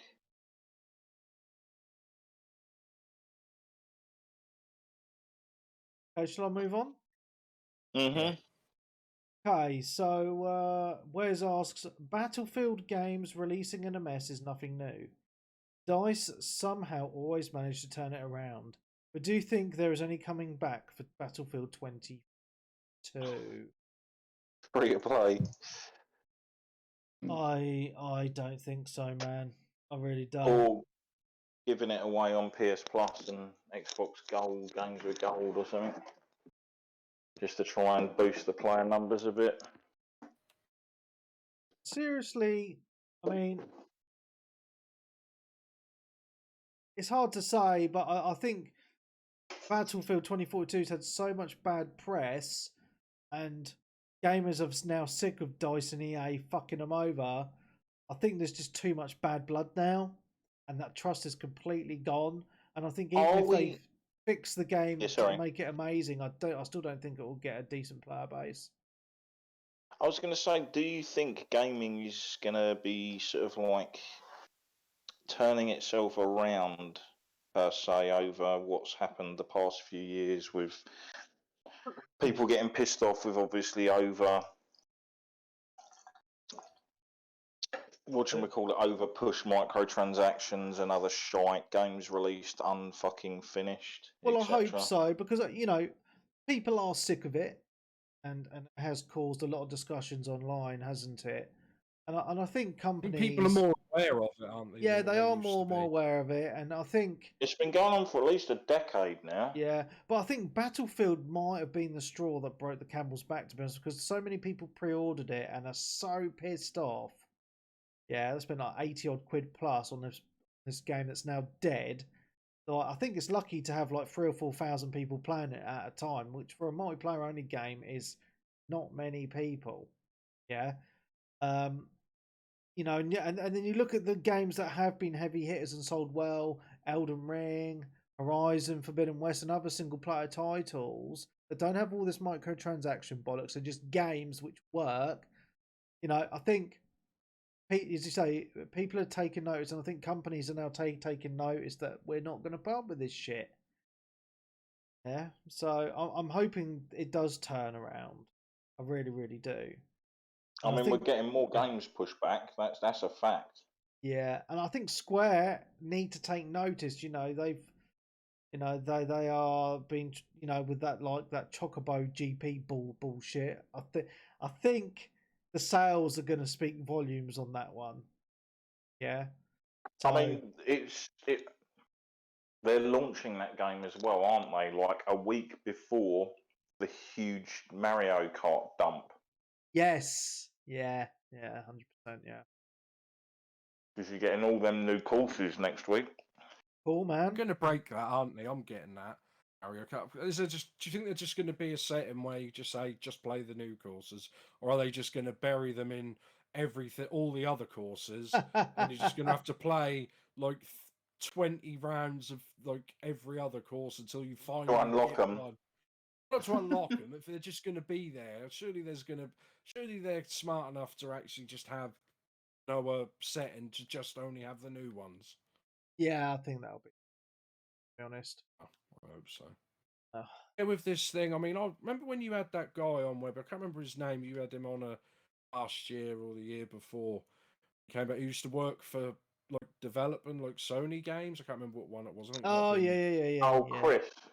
Yeah, and because I went on and I asked a question, you forgot. Fair enough, because I think he had to go off. But I was watching a podcast. They were talking about this. I listened to a podcast the other day. They were talking about like older games and newer games, and they were talking about the Tomb Raider games and how they used to chuck them out like every year. Yeah. And they were saying, oh, well, games were so much easier to make then. They could just chuck them out every year. And I thought, what? That's what he was saying, like it's just some sort of throwaway thing. And I was like, I want to ask this guy, I don't know if you know anyone else what you talked about. I was like, how are games harder now than what they were then? Just because they're telling us this bullshit. I'm like, there's so many different engines, that are pre-made that you can like rent, whereas years ago people used to have to build their own engines for them. Yeah, I think games have always been difficult to make, but I think the difference these days is, for the big AAA games, the studio teams are huge. You're looking like That's what I'm 300, saying. But if 400 there's more people. working on them, the tools they're using are better. Why are they launching in such a broken state? And not even that. I mean, like say the Cyberpunk people, the devs and all Yeah. that was sort of on Twitter. We didn't want to release it. It was the people over our heads. We knew it was broken, and I'm like, Yeah. well, it took you 5 years, mate. Or longer than that, like 7, 8 years it took them. And I just don't know how games now are harder to make than what games used to be. Well, there's so much Because more the AI. years you ago. can do, it's the AI and the freedom that you have Yeah. to a degree. Although going back to Morrowind, which is still one of the most free games I've ever played, you could pretty much do whatever you wanted in that game. But that still had its issues. It crashed and I get that. I mean, that was a PC game as well. I get that. I just don't like how people say it's just some sort of matter of fact that games are so much harder. That's why they take, longer to make, and that's why they're broken, and that's why we have to put microtransactions in, and that's why we have to always be online. And I just don't believe half of it. Do you know what I mean? How they just talk it. I think as well, yeah. Like Webby said as well, like you got bigger development teams. The development teams don't really stick around as long these days. I don't think you obviously have people that are, the contractors. They're brought in to work on certain bits and bobs, and then they're off. A lot of people that obviously made a lot of these games that we loved from years ago, they've all left the companies now and stuff, and pretty much everyone at that company is a complete replacement from who was there when they used to make the games we all loved. I mean, let's just look at the the numbers. Like on 360 we had like 4 Gears of War games, and then on the Xbox One we had 4 and 5. But 5 didn't 5 come out just before Series X? Did that cut? Yeah, I think that sort of came out about 2 months before, and it was sort of cross-gen. But the same with we had 3 Uncharted games on PS3, and then we had like 1 and maybe 1.5. 1.5. Uncharted 4, and then the Lost Legacy sort of not a full price game. That was like 25 quid, sort of like a little bit smaller. And I just think, well, why does it take so much longer? It's either they want it to, maybe they're just putting so much more effort and money into one game. They think they could get the same amount of money from one big game that they could than one game. Well, games are a lot more complex now, right? I mean, there's so much more AI. As you say, there's as well. Yeah, you got the mocap and the amount of effort that has to go into the graphics to especially for 4K. You think how many pixels or whatever in these games now? It's an insane amount of work. Yeah, it really, really is. And I think we can sit back and guess, but unless you worked on making a game, can't fucking say. That's what I'm saying. I just don't. I'm not trying. We're sort of going round and round in circles here. I'm not trying to say 100% it is or 100% it isn't. I just can't. I just don't know how that would be so much more difficult compared to. I want to know what the difference is. Well, you need to ask. You need to speak to some devs, mate. I mean, because we can speculate. Well, get your ass on Twitter and ask some bitches. Yeah. The podcast. I mean, this is why we're seeing an uptick in the indie games and smaller games being made. Yeah. In fact, a lot of people working at the sort of top dev studios and stuff have generally left to go off and form smaller studios. Well, I'll get my man Chris on some point in the next few months, and you can ask him. All right? I will ask him. All right, sweet. I will say as well. Sorry. That was probably one of the reasons why we haven't seen Final Fantasy 16 yet, because obviously the main guy behind that, Yoshi P, who's the producer on Final Fantasy 14, he only wants to really show it when it's ready. Yeah. Because obviously he understands. He's got more of an understanding than a lot of other sort of developers per se, because he does his bi-monthly live letters. Yeah. And he does a lot of interactions with the players, and he's very communicative with everything that they're trying to do, and his team that he's now worked with for over 10 years, like the same group of people. he knows how frustrating it is as a gamer because he obviously plays his own games himself and stuff to obviously just get teaser trailer, teaser trailer, teaser trailer, teaser trailer every year for about 6 years before the actual game's out. So I think he wants to take more of an approach of here's the announcement trailer, here's a sort of like a year away trailer, and then here's the final product kind of a thing. Right, I'm going to do the last question because it is really getting late now. So Ninja Tez in the Twitch chat asked a question. Before I read it out, I just want to say, you know, for all those people that are listening to the podcast, 8:30 every Sunday evening, we do stream live on Twitch. Please get involved in the discussion and ask questions. We will read them out and say hello and all that sort of stuff. So if you do want a question live, head over to twitch.tv/free Webby360G every Sunday, 8:30 p.m. Okay, Ninja Tez asks, who's ordered a Steam Deck? None of us. However, it does look very nice. One of our members of the community has actually picked one up. Hogarth? No, not Hogarth. Oh. No, I can't. I need to look on the Discord. But it looks nice actually. I think he's been playing Elden Ring on it as well. Nice. So yeah, apparently it's gameplay. Yeah. It looks like a really cool. It looks like a really cool piece of kit to be. And you can like, and if you wanted to, you could put Windows on it, but who's going to do that really? But you know, it's basically a portable PC. Yeah. Apparently the battery only lasts a couple of hours, but you can actually dock it and play it. You know, connected up to a monitor. So it does look really, really cool. The dock's not out yet though. No, but you can use an unofficial dock. Yeah. Like you can buy these third party ones because all it is It's like just like an output to HDMI kind of thing. yeah, it's a USB-C to HDMI, whatever. A bit like how the Switch does it. You know, you can buy the third party ones for the Switch. So yeah, man, I think it's a cool piece of kit and it's very well priced as well. It's like what, 600 quid or something, which I don't think is that bad for what you're getting. Is that the middle one? Because I know there's like 3 different. Yeah, so there is 3 tiers, but the top 2 tiers are the better ones because the middle tier and the top tier. Oh, it's Monty from the Discord. So big shout out to Monty. Yeah, the top 2 tiers have the better storage. Whereas the bottom tier one is the slower one, but you can actually just put an SD card in it anyway. So, but yeah, it looks cool. You know, no matter what version you get. So yeah, if I actually played games handheld, I would pick one up, but I play everything on a screen, so it's not for me. But I think it's a really good way of gaming. It looks like. So, yeah. Another piece of kit we just can't buy.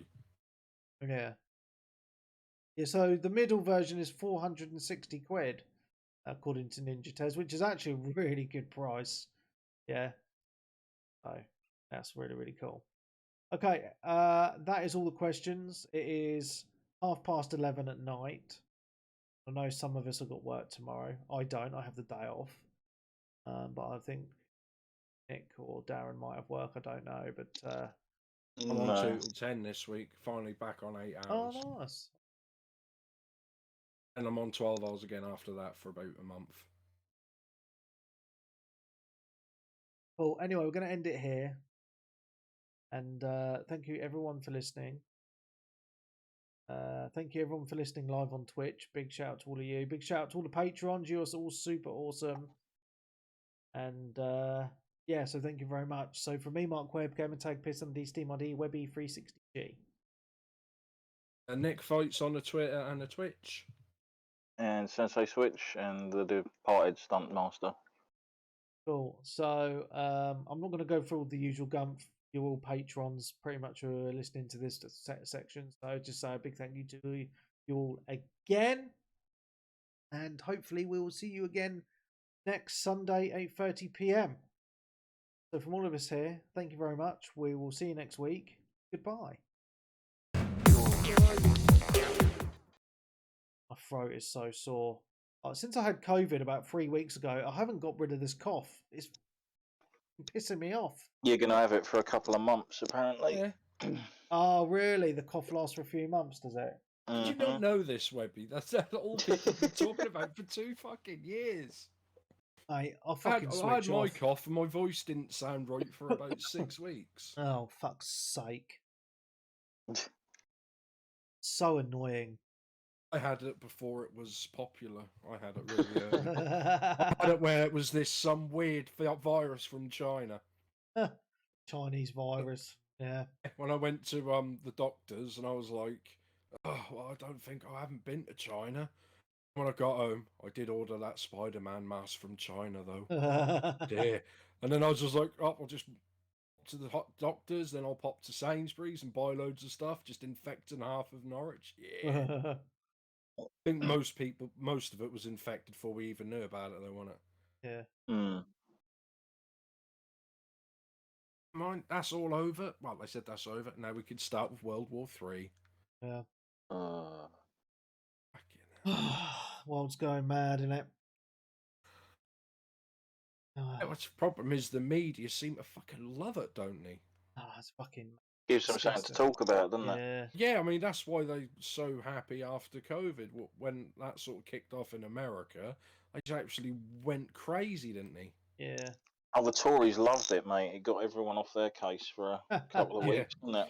I do feel. I mean, he's a twat. Everyone knew he was getting. I do feel sorry for old Boris sometimes. I bet you think he's had a rough few years. But most of it's his own fucking doing. Like, I don't think he made coronavirus. no, but like all the parties and his party constituents just fucking blatantly flaunting rules and regulations Everyone that they put flaunted the into rules. place. You just respected him more if he'd have said, "Yeah, we had a party." So fucking what? You'd think, fair enough.